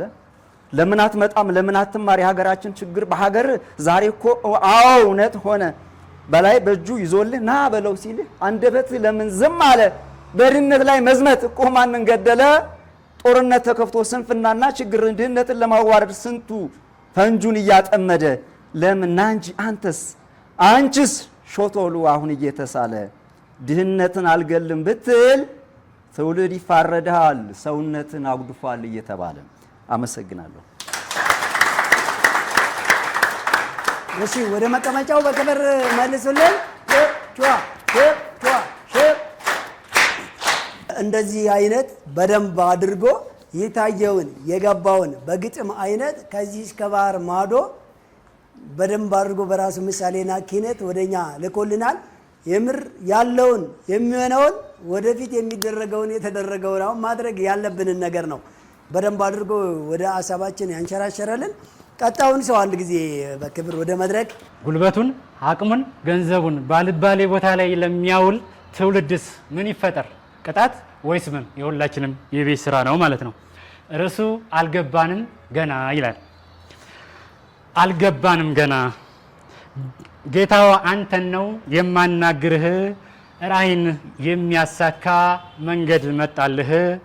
እመቤት ያንቺን ነው የምጠይቅሽ፣ ሚሊዮነር ለመሆን ለምንስ ፈራሽ? በክብር ተፈጥረሽ በውዱ አምላክሽ፣ አንቺ ግን መርከስን ለምንስ መረጥሽ? አንቺ ግን መርከስን ለምንስ መረጥሽ? ጠንክረሽ በመስራት ማግኘት እየቻልሽ የሰው ሀገር ናፍቆት ምን ነው ትዝ አለሽ? የሰው ሀገር ናፍቆት ምን ነው ትዝ አለሽ? አድምጠኝ ጌታዬ አዲስ መላለኝ፣ ታማኝህ ወታደር አገልጋይህ ነኝ። መንገድ ልጠቁምህ እባክህ ስማኝ። የሚሊዮነር መንገድ በሚሉት ሀሳብ ስራን ፍጠርና ባለችህ ገንዘብ፣ ወዳጅክን አስደስት አንተም እንዲሁ አብብ። መላው ከጠፋብህ መንገዱ ረዝሞ፣ በላይ ይጠብቃል በተጠንቀቅ ቆሞ። እውቀት ይሰጥሃል ቀምሞ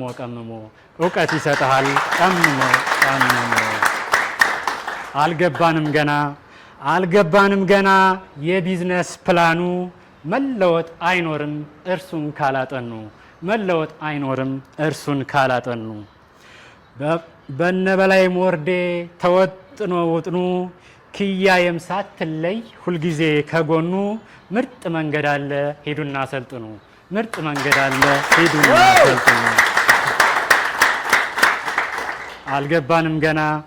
አልገባንም ገና የመለወጥ ሚስጥር፣ ጊዜው አለፈብን ቁጭ ብለን ከመንደር። ያለፈው አለፈ አይመለስ ነገር፣ ለሚመጣው ጉዳይ ኑና እንመካከር። በበላይ ሚዲያ ሀሳብ ይንሸራሸር። አሰልጣኙ ቆራጥ በእውቀት የተመላ፣ ከነበላይ መንደር አይታጣም መላ። ለመሰልጠን ወስን ምንም ሳታውላላ።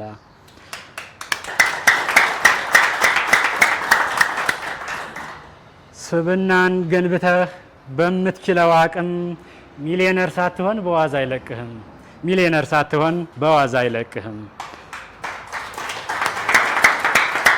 ሚሊዮነር መሆን ብቻ ነው አማራጭ። በተግባር የኖረውን ለብዙ ዓመታት ሲነገር ስማ፣ ትኩረትን በመስጠት ፈጽሞ ይወገድ አስከፊው ድህነት። ሚሊዮነር በመሆን በቀጣይ ዓመታት በሁሉም ነፃነት ተጎናጸፍበት። በላይን ለማገዝ አሰልጣኝ ይሁንለት፣ ከሁሉም በመፍጠን አንተ ተገኝለት። የበላይ ልፋቱ ባንተ ይካስለት። አመሰግናለሁ።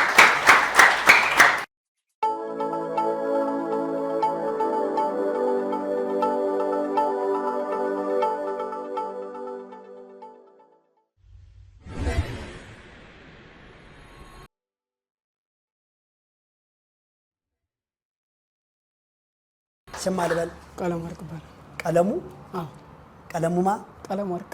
ቀለም ወርቅ ወንድ ነህ? እሺ፣ እስኪ ምንድነው ያለ ሀሳብ፣ ጥያቄ፣ ግጥም ወይስ ያሳካው እንድትናገር? አይ ግጥምና ጥያቄ ነው ያለኝ። ዋው! የሁለተኛ ዙር ተመዝጋቢ ነኝ።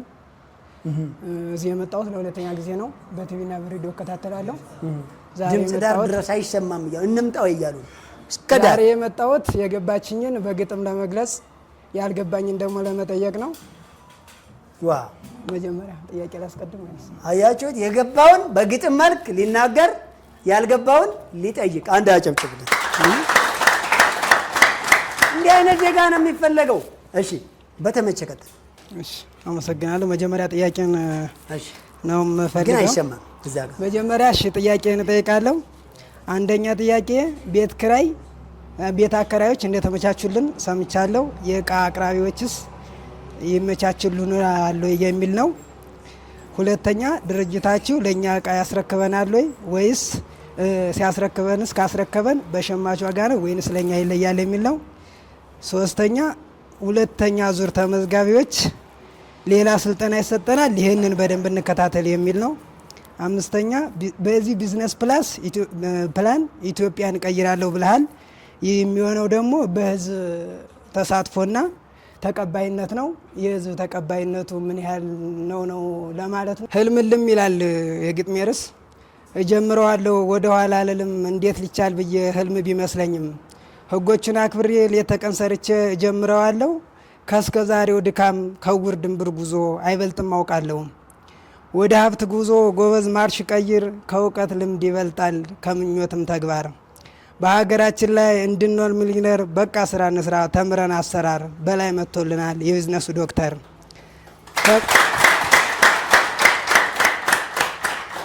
ከምንም ተነስቶ እዚህ የደረሰው ከተማ ግድቡን እውን የሚያደርገው 20 ሚሊዮን ብር ለእኛ የመደበው ወንደሰንስ ይሁን ቢያንስ መካሪ ያለው መላክ አይምሰልህ በላይ ሞርዴ ሰው ነው።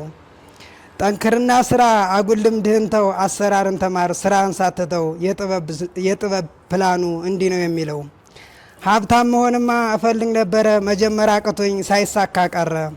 ሀብታም እንደምሆን አሁንም አምናለሁ፣ ህጎችን በጽናት እተገብራለሁ። ተግዳሮት ማለፍ ባንተ ሰልጥኛለሁ፣ መግዛትና ቀንሼ መሸጥ ጀምሬያለሁ።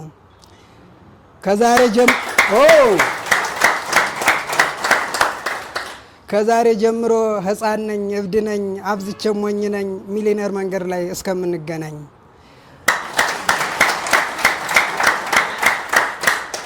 አንበሳውን ጋዴ ከበግ መንጋ ወጥተህ ሲስተምን አትልቀቅ፣ እንዲቀል ህይወትህ በፍጥነት ይታረም ያካሄድ ስተትህ። በራሱ ሞክሮ በወንደሰን ሞርዴ ድጋሜ ሞክሮ በስምንት ሰዎች ላይ ሞክሮ አስሞክሮ ያቀረበውን ወርቅ እንደ ሰማን ጥሮ አልሰማም ያለ ሰው አእምሮ ታጉሮ እንደ እንስሳ ሆኗል እንደ ሰው ተፈጥሮ። መጽሐፍ እንደሚለው ያልሰራ ይብላ ነው። መጽሐፍም የሚለው በህግ ኑሩ ነው። በላይም የሚለው ይህንኑ ቃል ነው። ታዲያ ምን ሆነን ነው የማንተገብረው? ሳንሰርቅ ሳንዋሽ ሀብታም መሆን ከቻል ከሀገር ከቀያችን ለቀን ካልተሰደድን እኛ እስከዚህ ሌላ ምንን እንሻለን? ቀን በቁም ቅዠቴ ሌሊት በምኞቴ ብቻዬን ሲያስወራኝ ማጣት ድህነቴ ዋስትና ሊሆናት ለቀሪ ህይወቴ ድንገት ከተፋለ በላይ መድኃኒቴ። ተከተለይ ጓዴ ይቀየር ህይወትህ ሚሊነር የሚያደርግ ደግ ዋይ ሰው ላሳይህ። ጠንቋይ ነው መንፈስ ነው አንተ ብትለውም እሱ መሆን እንጂ መባል አይደንቀውም።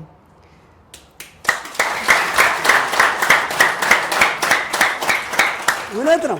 ድሮ ሚኒሊክም እንዲህ ተብሏል። በመኪና ሲሄድ በሰይጣን ይሄዳል፣ ቧንቧ ሲዘረጋ በሰይጣን ይስባል። ጀግናው በላይ ሞርዴ ዳግማዊ ሚኒሊክ የድህነት መቅጫ የሰቦች ውሃ ልክ። ይልቅስ ተነስተህ እድልህን ሞክር፣ እንዲህ ነው እንዲያ ነው ምክንያት አደርድር። ለእኛ በወር 600 ሺህ ብር አዲስ አበባ ላይ 5 መደበር አንድ ሌላ ማርኬት ዱባይ የሚሻገር እህት ወንድሞችህ እንዳንተ ሚሊነር ግብርና ግድቡ የከተማው መንደር የዚሁል መነሻ 1500 ብር ህልምልም ሆነብኝ እኔስ ያንተ ነገር።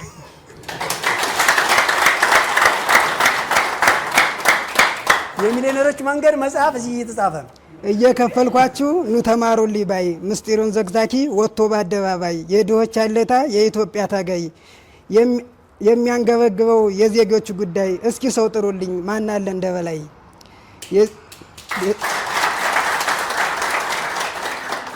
የዜጎቹን ችግር ዘርቆ የተረዳ ራሱን እንደ ራሱ የሚያይ የሌሎችን ጓዳ ሚሊነር የሚያደርግ ቀርጿል ጥሩ አጀንዳ። አንድም ዜጋ ቢሆን እንዳይቀር በረንዳ። መንገዱ ረጅም ነው የጀመርከው በላይ ወደ ኋላ እንዳትል አቅምህን ሳታሳይ ያልኩህ እኛ ላይ ነው። ያንተን አቅምማ ገረመን አይተ ነው እውነት አይመስለኝም ለእኔ እሱ ህልም ነው ይላል። አመሰግናለሁ። እጅግ በጣም ግሩም ነው። በጣም ይገርማል። በክብር ወደ መቀመጫው አኩልን እንደዚህ ለሚሰጣችሁ ሰው ሞራል መስጠት እንዳያቅታችሁ። የምር ካምሮ በላይ ነው እያንዳንዱ። አያችሁ ሰዎች ስልጠናን ሲከታተሉ ያውቁታል። እግር በእግር ዓላማው ይገባቸዋል፣ ቃላቱ ይገባቸዋል፣ መነሻ ይገባቸዋል፣ መድረሻ ይገባቸዋል። ከዚህ በመቀጠል ምናልባት በግጥም መልክ አደረገው እንጂ ኦልሬዲ የሚሊዮነሮች መንገድ ፕሮፋይል ጠቅላላ ነው የነገራችሁና ምናልባት ከጥያቄው የተወሰነውን ልመልስ። ሁሉንም ለመመለስ አያቅተኝም። ሰው ጠፍጥፈን የሰራነው ነገር ምንድነው ብትባሉ ምንም እንደሆነ ይታወቃል። በዋናነት በተለይ ግን ዋና ፖይንት ያነሳት ኢትዮጵያን እቀይራለሁ ብለህ ተነስተሃል። ነገር ግን ሀገር የሚቀየረው ደግሞ ህዝብን በማድረግ ነው፣ በመቀየር ነው። አጀንዳው፣ ዓላማው፣ ሀሳቡ እና ስራው ተግባራዊ ጥሩ ቢሆንም የህዝቡ ቅቡልነት ምን ያክልና በምን አይነት መንገድ ይሆናል አይደለ? በነገራችን ላይ ትልቁ እኛ ለመናገር ሀሳቡን ጥናቱን ይዞ ለማውራት ቢሆን ኖሮ መቼ ነበር ወደ ሚዲያ መምጣት የነበረብን? የዛሬ 9 ዓመት አይደለ?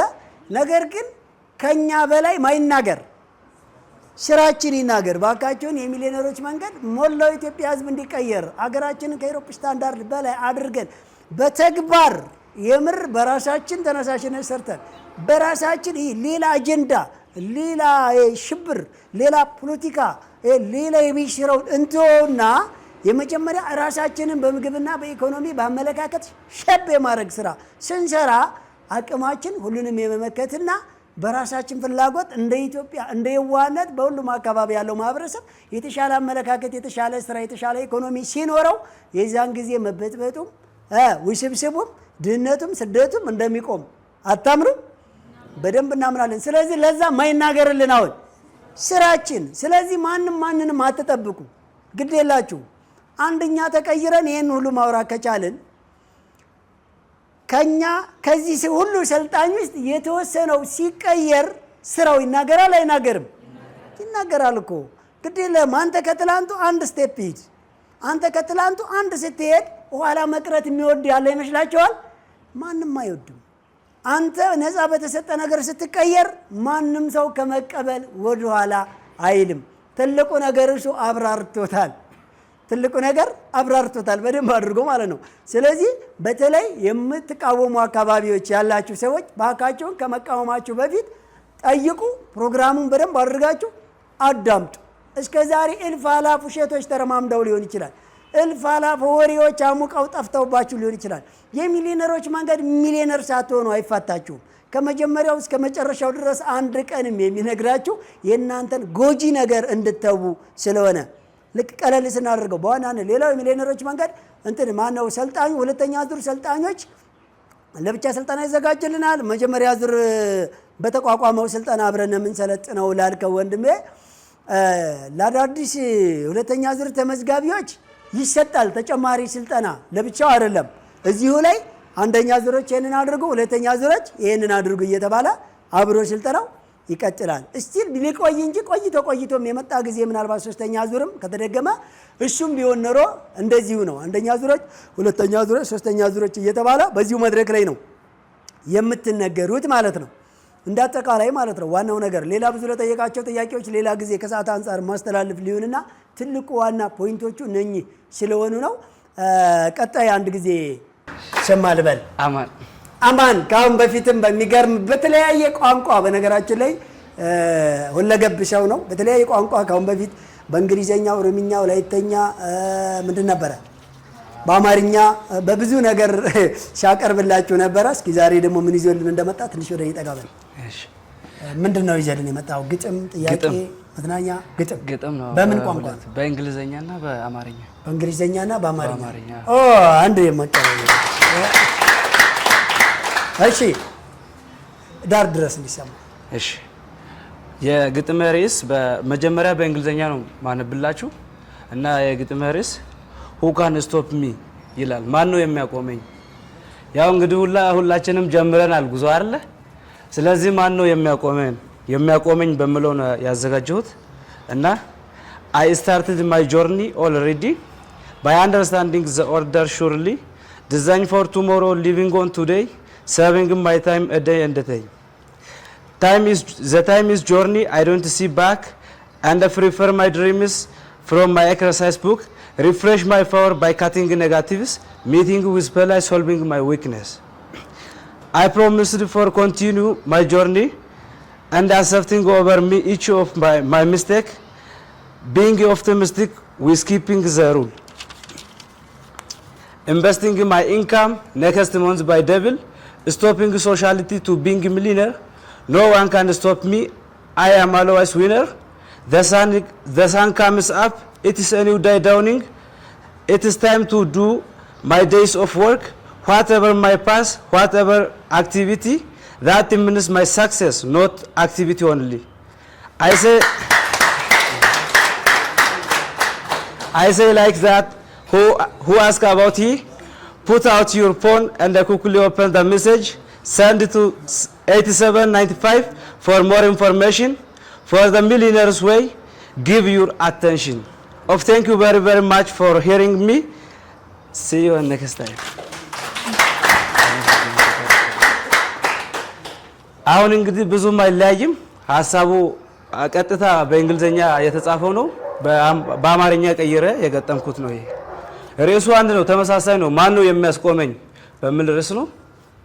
መንገደኛው ሰው ነኝ ምንም የማይታየኝ፣ ሐሩሩና ብርዱ ጫካው ማያስፈራኝ፣ ክንደና ፈርጥሜ ንቃትን ለብሼ ልዘልቅ የተነሳው ድህነትን ጥሼ፣ ምንም የማያስቆመኝ ትጥቄ የማይላላ፣ የወገኔ ረሃብ አንጀተን የበላ፣ መንገደኛው ሰው ነኝ ወስኜ ምጸና፣ እንቅልፍ የማይወስደኝ ኑሮዬ ሳይቃና፣ ከማይበራዊ ኑሮ ራስን አግልዬ ሙሉ ትኩረትን አድርገው በስራዬ፣ በርትቼ መስራትን ህጉን ተከትዬ፣ አሁን ጀምሬ ያለው ሌላውን ጥዬ፣ ማን ነው የሚያስቆመኝ? የዛሬው ድካሜ ልፋቴ ጥረቴ፣ መውጣት መውረዴ ዋናው ትኩረቴ፣ ራእዬ ዓላማዬ የሁል ጊዜ ትጋቴ፣ ድህነትን ማጥፋት ነው ጠርጌ ከቤቴ። ትናንት ወዲያ ዛሬም ልባል ትላንት፣ ፈጥነው ደቂቃዎቹ ስተኩ በሰዓታት፣ ጊዜውን በመቅደም ዛሬን እንድተጋ፣ በላይ አለልኝ ስልቱን የሚያወጋ።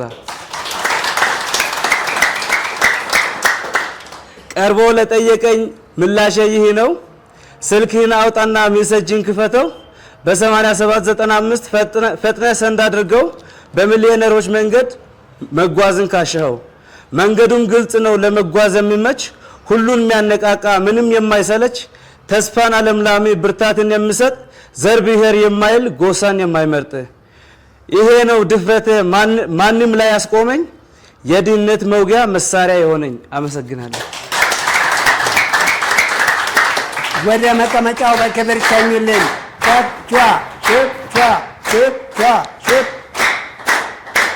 እጅግ በጣም በሚገርም ሁኔታ የገባውንና ያሰበውንና የሚሰራውን ወደ እናንተ ፈሰስ አድርጎላችኋል። እንደዚህ የገባቸውና የተረዳቸውን የሚያስተላልፉ ሰዎች በጣም እያመሰገነ ለቀጣይ ይስጥልኝ። ቀጣይ ማልበል ደረጀ ይባላል። ደረጀ ካሁን በፊትም እዚህ መድረክ ላይ ተሳትፎ የሚገራርም ኤነርጂ ሰጥቶን ብዙዎቹ ከማናነሽ ሲያስሮጣቸው ቆይቷል። እስኪ ምንድነው? ግጥም ነው? ሐሳብ ነው? ያሳካውን ለጓደኞች ማሳየትና ማስረዳት ነው? ያሳካውትን ለመንገር ያህል ነው። ትንሽ ወደ እኔ ረጋ። ስኬታማ ሰው ጎን ቆም ስል ደስ ሞቅ። አመሰግናለሁ። እንኳን አደረሰ። እንኳን አብራለ። አመሰግናለሁ። እኔ ያሳካውት በሚሊዮነሮች መንገድ ነው እየሄድኩት የነበረውና በሱ ያለው መንገድ እየሄድኩት ውጤታማ ሆኛለሁ ብዬ ራሴ ሙሉ እምነት አለኝ። አመሰግናለሁ ይላል። እኔ የተመሰገብኩበት መጀመሪያ ጀምሩ በተባለ መሰረት ነው። በ100 ሺህ ብር ነው ስራ የጀመርኩት። በ100 ሺህ ብር ጀምሬ አንደኛ ወርም ሁለተኛ ወርም ሶስተኛ ወርም አሳክቻለሁ ብዬ ሙሉ ተስፋ አለኝ ማለት ነው። ለነገራኝ ነው ሚሊዮነር ጎራ ላይ እና ይሄ ነው ያለው ሐሳብ። ትልቁ ነገር ምንድነው መሰለ ያው የላንጉቹ ትንሽ በኦሮምኛ ነው። እኔ ቋንቋዬን እንደዛ ነው። የቋንቋ ችግር የለውም ብዙ ለዛ ነው። ይሰማናል። ችግር የለም። ምንድነው መሰለ ይሄ ሰው እውነት ለመናገር ደረጃ ነው ያልከኝ? ይቅርታ እስኪ ለ3 ደቂቃ አንዴ በኦሮምኛ አውራው። ኦሮምኛ ብቻ ለሚሰሙ እንዲደርሳቸው። ስንት ነበር ካፒታልህ? አሁን ስንት ላይ ደረሰ? እሺ ኦሮሚፋ ወሪ dhageessan jirtu dubbachuu baattan wari dhageessa dandeessu mee nama meeqa tokko lama sadii hai gaariidha maa jechuu barbaadeen si fakkaate ani ilma naannoo oromiyaa irrattan guddadhe naannoo afaan oromiffaataan beekaa afaan oromiffaatiin qoonqaa laanguchii kiyya hiikkadhe jechuudha afaan kanaafi ani kan hojii eegalee birrii 100,000 amma immoo haala hojii inni adeemsa inni naaf kenne haa ta'u malee naaf adeemsa inni qabeen ውጤታማ ta'ee karaa qabsisee 120 dura eegalee ji'a tokkoffaa irratti ji'a lammaffaa irratti immoo 144,961 unas keetaama godhee ammas immoo ji'a sadaffaa irratti 170,070 qarshii 33.7 isa immoo dhibbatti ofitti amanee karaa qabsiseen jira irras ga'ee jira jechuun barbaade kana yoo dandeechan yoo dhageessan naa galateeffadha jechuun barbaade. Yaanzawal. Inni itti aanu immoo isaan jechuudha nama akka isaanii nama sammuu gaarii qabu nama cimaa kana ta'e dhugaa dubbachuudhaaf jecha keessa koo baay'ee jira garuu akkaataa inni ibsee akkaataan inni maayilaan akka ibsuun dhabee gaarummaasaa ciminasaa dandeettisaa akka naa ibsite nan barbaada.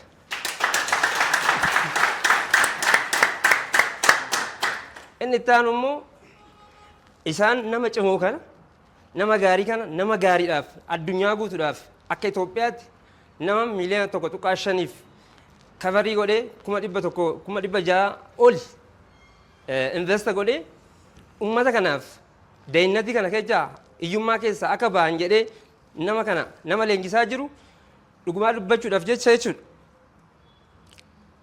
waan lubbuu isaa nuuf haadheera jechuun jedha. Galatoomaa kanuma እጅግ ደሬ አሁን ደግሞ ኦሮምኛ የማይሰሙት የመጨረሻ የደረስክበትን አንድ ንገራቸው እና በቀረው ሰዓት የምታሟላበትን እስከ 26 ምን ማለት ነው መሰለህ? እኔ ያው መነሻና መጨረሻውን ብቻ ላንሰባት ችግር የለውም። ያው ላንጉጅ ማለት ማግባቢያ ስለሆነ ለኔ ሲምፕሊ ነው፣ ችግር የለውም። እና ምንድነው መሰለህ እኔ ያልኩት ይህ ሰው በጣም መልካም ሰው እውቀት ያለው እስካሁን እኔ ማለት ነው ሀብታሞቹ ላይ አይቻቸዋለሁ። ብዙ ሀብታሞች አሉ አያካፍሉም ለሰው እድሜ ሙሉ የሱን በቃ የሆነ አሽከር እንድትሆን ነው የሚፈልገው እንጂ ለሰው አይሰጥም። ለሰው ይሄናል እንዲህ ትሆናለህ እንዲህ ነገ ትሆናለህ ብሎ አያስብም። በቃ ወደ ታች ነው እንዲህ ወደ ታች ነው የምትሄደው ከኔ ስር እያለ አሽከር ማድረግ ይፈልጋል እንጂ ነገ እንዲህ ታደርጋለህ ነገ ዓላማ ሚሊዮነር ትሆናለህ ብሎ አይነግረውም። ትልቁ ነገር በጣም እድሜና ጤና ይስጠው ብዬ እግዚአብሔር የሚለምነው እናንተም እንድትጸልዩልኝ ይፈልጋለሁ ለሱ። ይሄ ነው ያልኩት። በኦሮምኛም ብዙም ከዚህ የተለየ ነገር አላልኩትም። አመሰግናለሁ እላለሁ። ጥሩ የእንትኗ አሁን ስንት 3 ወርም ላይ 100,000 ብሩን እያሳካ ሄዳል እስከ 3ኛ ወር ድረስ። ትልቁ ነገር ፐርሰንቱን እያሳኩ የሚሄዱ ሰዎች በነገራችን ላይ 50,000 100,000 የጀመሩ ሰዎች ከበድ ብሏቸዋል። ትናንሽ የጀመሩት ናቸው እያሳኩ የመጡት። እሱ ደግሞ ከፍ አለው ላይ ነው የጀመረው። የተሰማራውም እጅግ በጣም ደስ የሚለው ተለያየ በጣም አስፈሪና መኪና ሊገባቸው በማይችል አካባቢዎች ላይ ገጠር ውስጥ እየገባ የገጠሮች የአርሶ አደሮች ምርት ለከተማው በቅናሽ ዋጋ ቶሎ ቶሎ ማድረስ ጥራጥሬና ጤፍ ንግድ ላይ ነው የተሰማራው። በጣም ደስ የሚለው ደግሞ ኔክስት ምንድነው ወደፊት የሚያደርገው ገጠሬው የሚያስፈልገውን ከከተማ የተለያየ ቦታ የማድረስና የገጠር አርሶ አደሩ ምርት ቶሎ ቶሎ ወደ ከተማ ማምጣት የሚል ትልቅ ራዕይ ነው የሰነቀው። ይሄ ሰው ትልቅ የጥራጥሬና እንደዚሁም የአርሶ አደር ግብአት የማሽነሪ ማዳበሪያ ትልልቅ አምራችና አስመጪ እንዲሁም ደግሞ የኢትዮጵያ አርሶ አደሮችን ግብአት ወደ ማኑፋክቸሪንግ ወደ አግሮ ፕሮሰሲንግ ፕሮዳክት አድርጎ ወደ ውጭ የሚልክበት ኢንዱስትሪ እስከሚኖረው ድረስ ከጎኑ አንለይም። አንድ ያመስግኑልኝ። ወደ ክብር በክብር ወደ መቀመጫው ሸኙልኝ።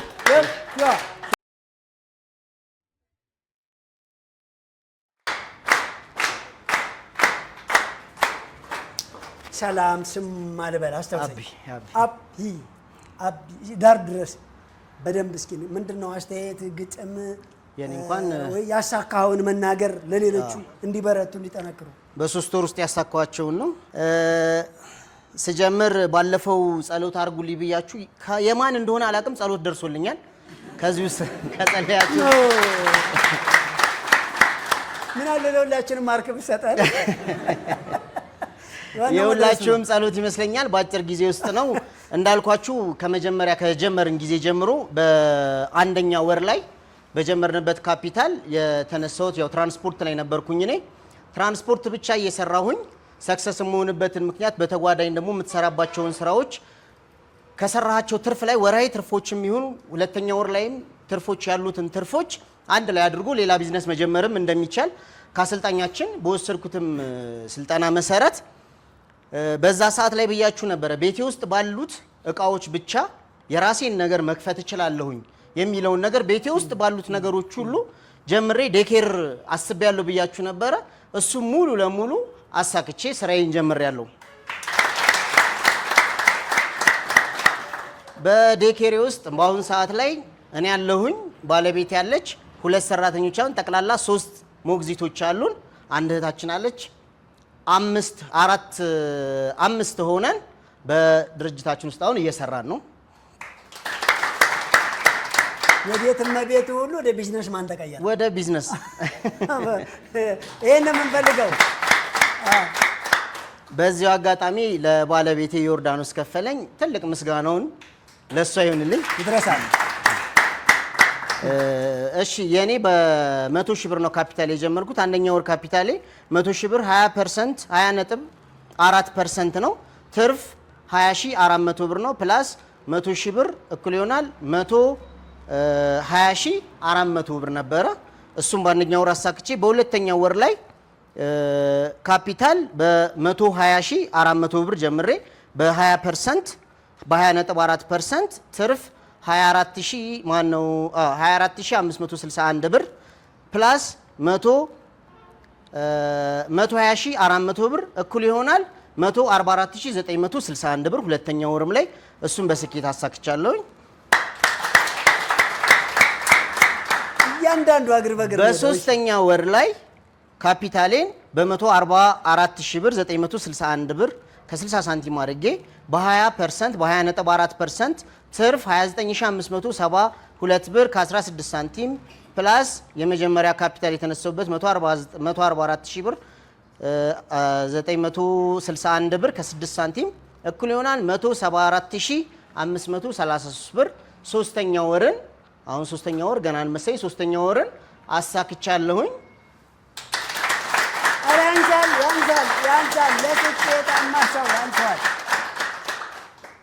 ሙሉ ለሙሉ በዛ ትርፍ ላይ እንዳልኳችሁ አሁን የትራንስፖርቱን እየሰራሁኝ ነው። በትራንስፖርቱ ላይ ደግሞ አብሮ ተጓዳኝ የሆኑ ስራዎችንም አንድ ላይ መስራት ስላለብኝ የሰርቪስ አገልግሎት አብሬ እዛ የሰርቪስ አገልግሎት እየሰጠሁኝ ነው። የሰርቪስም የተማሪ ሰርቪስ ማለት ነው። የተማሪ ሰርቪሱንም እየሰራሁኝ አብሮ በተጓዳኝ እንደገና መኪናው ቁጭ ማለት ስለሌለበት ወይም ህዝብ በሚያገለግልበት በትርፍ ሰዓቱ ደግሞ የራሱን የሆነ ይሄኛው እቅድ ነው የራሱን የሆነ እዛው ላይ ማጠቢያ ቤት ለቤት እየተሽከረከረ ምንጣፎች መኪናም ሊሆን ይችላል የግቢ ጽዳት ሊሆን ይችላል ሙሉ ለሙሉ መኪናው ላይ ሮቶዎች ተጭነው ጄኔሬተር ተደርጎ ፓምፕ ተደርጎ ይሄንንም እስኪ እንደ እቅድ ያስቀመጥኩት ነገር አለ። አሁንም ጸሎቱ እንዳይቀር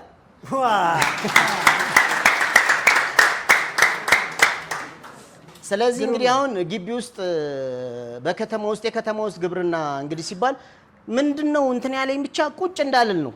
ቁጭ እንዳልል ብቻ የሆነ ነገር ትላንትና ገባሁኝ ምናምን ቤት ውስጥ ሾፍ ሳረግ እዛች ጋር የሆነች ቦታ አፈር የተቆፋፈረች አለች። እሷን አስተካከልኳትና ወዲያውኑ እዛችሁ ጋር እንትን ብዬ 2 ቀን 3 ቀን አካባቢ ላይ ነበር እንትን ያልኳት ቆፈር ያረኳት እዛችሁ ላይ ሽንኩርት ነጭ ሽንኩርት እዛው ላይ ዘራውበት ለቤቴ ነጭ ሽንኩርት አለኝ ማለት ነው። ለሚቀጥለው ደግሞ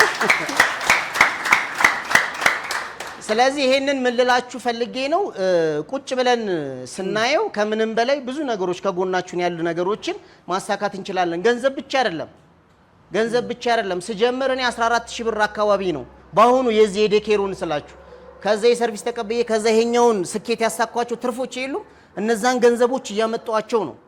ከዛ በኋላ ይሄንንም ዴኬሩ በጣም የሚያምር ዴኬር ነው። ወደ 3 መኝታ ቤቶች አሉት። አንድ የምግብ መመገቢያ ፔፐር ክራፍት የሚስሉበት አላቸው። ዋናው ሳሎኑ እንደገና ደግሞ የመጫወቻና እንትን አለው። ግቢው በጣም ሰፊ ነው። 2 ቦታዎች እነዚህ የአርቲፊሻል ሳሮች የሚጫወቱበት ቦታ አለው። ከኋላ መዝለያ ሁሉም ነገር በቃ ከምነግራችሁ በላይ ሰክሰስ የሆነበት ነገር ነው። ከዚህ በኋላ ሁሉንም እነዚህን ቦታዎች ካስያዝኩኝ በኋላ እነዛን ማኔጅ እያደረግኩኝ ከኔ በታች ላለ ሰው ወይም ለስራ አስኪያጅ ሰጥቼ ያንን ነገር ራን እንዲያደርገው ማድረግ ነው። እግዚአብሔር ያሳካል በሉኝ። አመሰግናለሁ። እስኪ ይሄንን አሁን ያለን አገልግሎት ሰዎች የሚያገኙበት አካባቢውንና የሥራ ቦታ ስልክ ቁጥሩን አንድ ያስተላልፈላቸው። እሺ ኮዴ M1902 ነው። አድራሻ ቦታ 41 ኢየሱስ ወደ ወጣት ማዕከል 20 ሜትር ገባ ብሎ ነው።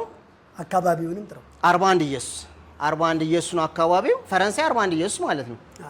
ፈረንሳይ ለጋ ሲሆን 41 ኢየሱስ 20 ሜትር ወደ ወጣት ማዕከል ገባ ብሎ ነው። በተንጣለለ ግቢ በጣም በሚያምር ግቢ ላይ ነው። ንጹህና ሞግዚቶቻችንም የራሳቸው ልጆች ያሏቸው ናቸው። ጥሩ እናትነትን በቃ የሚገልጹ ሞግዚቶች ናቸው ያሉን። ሶሻል ሚዲያ ላይ ደግሞ በማንኛውም ኤፍቢም ላይ የሚሆን ኦር ደግሞ ቲክቶክም ላይ ማማስ ዴኬር ብላችሁ ብትገቡ በማማስ ዴኬር ውስጥ የተፖሰቱም አሉ። ኦር ደግሞ አቢ በዛብህ ብላችሁ ደግሞ ቲክቶክ ላይ ብትገቡ ቲክቶክ ላይም ብዙ ፖስት የተደረጉ አሉ። እነዛ ላይ ማግኘት ይችላሉ። ስልኬ 09 13 58 21 63 09 30 00 57 24 አመሰግናለሁ። እናመሰግናለን። በክብር ይሄን የስኬታማ ሰው ስቲል ኢትዮጵያን በቻይና ነው እያስጎበኘን ያለው። አይታችኋል አይደለ? እያንዳንዱ ቴክኒክ ኩባንያ የመፍጠር ሁኔታው ገና ካሁን ቋሚ ስራውን እየሰራ ሰክሰስፉል ሆኖ ሌላ ነገሮችን ሁሉ ወደ ስራ፣ ወደ ገቢ፣ ወደ መደራጀት፣ ወደ እድገት በአስቸኳይ የጊዜና የገንዘብ ነፃነቱን ለማወጅ እና ለሌላው ትውልድ የስራ ዕድል ለመፍጠር አካባቢውን በደንብ ለማገልገል እንደተቀመጠ ተሰምቶት በሚገርም ሁኔታ እየተሽከረከረ እየሮጠ ያለው ሰው ነው። በጣም እናመሰግናለን። አሁን የተናገርከው ስልክ ምናልባት ከህፃናት ማቆያው በዘለለ በዚህ ባስተማማኝ ተሽከርካሪ የሚፈልገው ቦታ ላይ በኮንትራት ለመጓጓዝ ያገኛል። በዚህ ስልክ አሁን በተናገርከው የሰርቪስ አገልግሎትም እንዳልኳችሁ የሰርቪስ አገልግሎትም ሰጣለሁኝ በትራንስፖርቱ በዴኬሩ በኩልም ደግሞ ሁለቱም ስልኮች አሉ። 4 ስልኮች ናቸው ያሉት። ማማስ ዴኬር ላይ ስትገቡ ሙሉ ለሙሉ እንትኑ አለ እዛ ላይ እንትን ማለት ትችላላችሁ። እጅግ በጣም እናመሰግናለን። በክብር ወደ መቀመጫው መልሱልኝ ማለት ነው።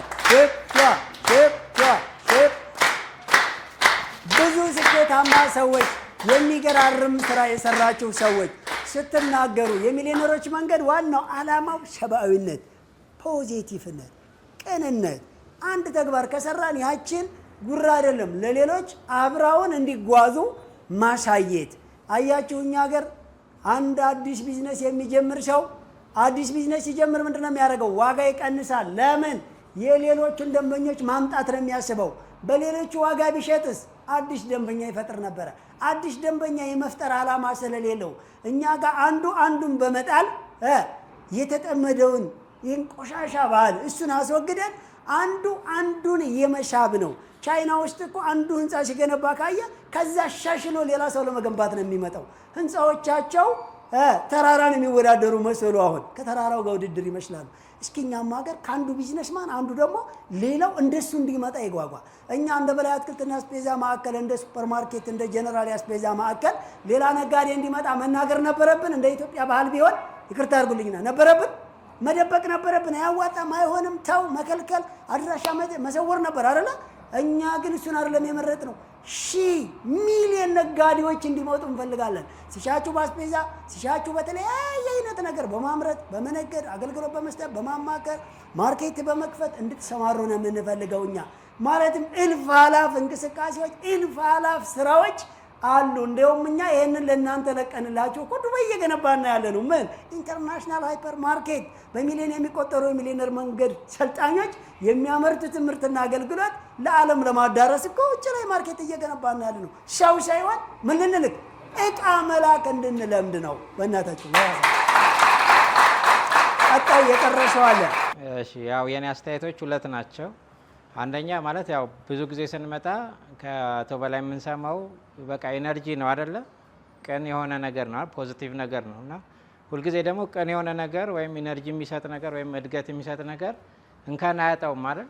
አሁን ከአቶ በላይ ጀምሮ እኔ በረጅም ጊዜ ሆነኛል። ያው በቲቪም በሬዲዮም ተከታታይ ነኝ፣ ሚዲያም ላይ ያው እንደ ባህል አድርጌ ሁሌ በየቀኑ ሰማዋለሁ ማለት ነው። እንደ ሱስ እየሆነብኝ ነው እና ምንድነው ግን አሁን ሌሎቹ እንደዚህ ይሉናል፣ እንደዚህ አይሉንም፣ ማድረግ አይቻልም ይላሉ፣ እንደዚህ አይሉም ይላሉ፣ እንደዚህ ተርባ እንደዚህ ቴክስት ይጽፉልናል ምናምን የሚባለው በእኛ አንደበት ወይም በአቶ በላይ አንደበት ከዛሬ ጀምሮ ባይነገር ደስ ይለናል። ለምን የተሞላውብንን ነገር ያበላሸዋል። በቃ ሊሉ ይችላሉ ይላሉ አይደል? ዓለም አይልም አይባልም አይደል? መልካም ነገር ተባባሪ ብዙም አይገኝለትም። ለመጥፎ ነገር ነው እናጥፋው፣ እናውድመው፣ እንገንጥለው፣ እናፍርሰው የሆነ ነገር ሲሆን ነው አይደል አድማ እንትን የሚሆነው። በጎ ነገራችን እየተቀበረ የመጣው ለምንድን ነው? የበጎ ነገር ሀሳቢዎች አሁን ሀብታሞች ቅድም ሲባል ነበር አያሳዩም እንደዚህ አይሉ ምናምን፣ ግን እንዳያሳዩ ያደረጋቸው ራሱ ማህበረሰቡ ነው። ለማሳየት እኮ የሚፈልግ ይኖራል።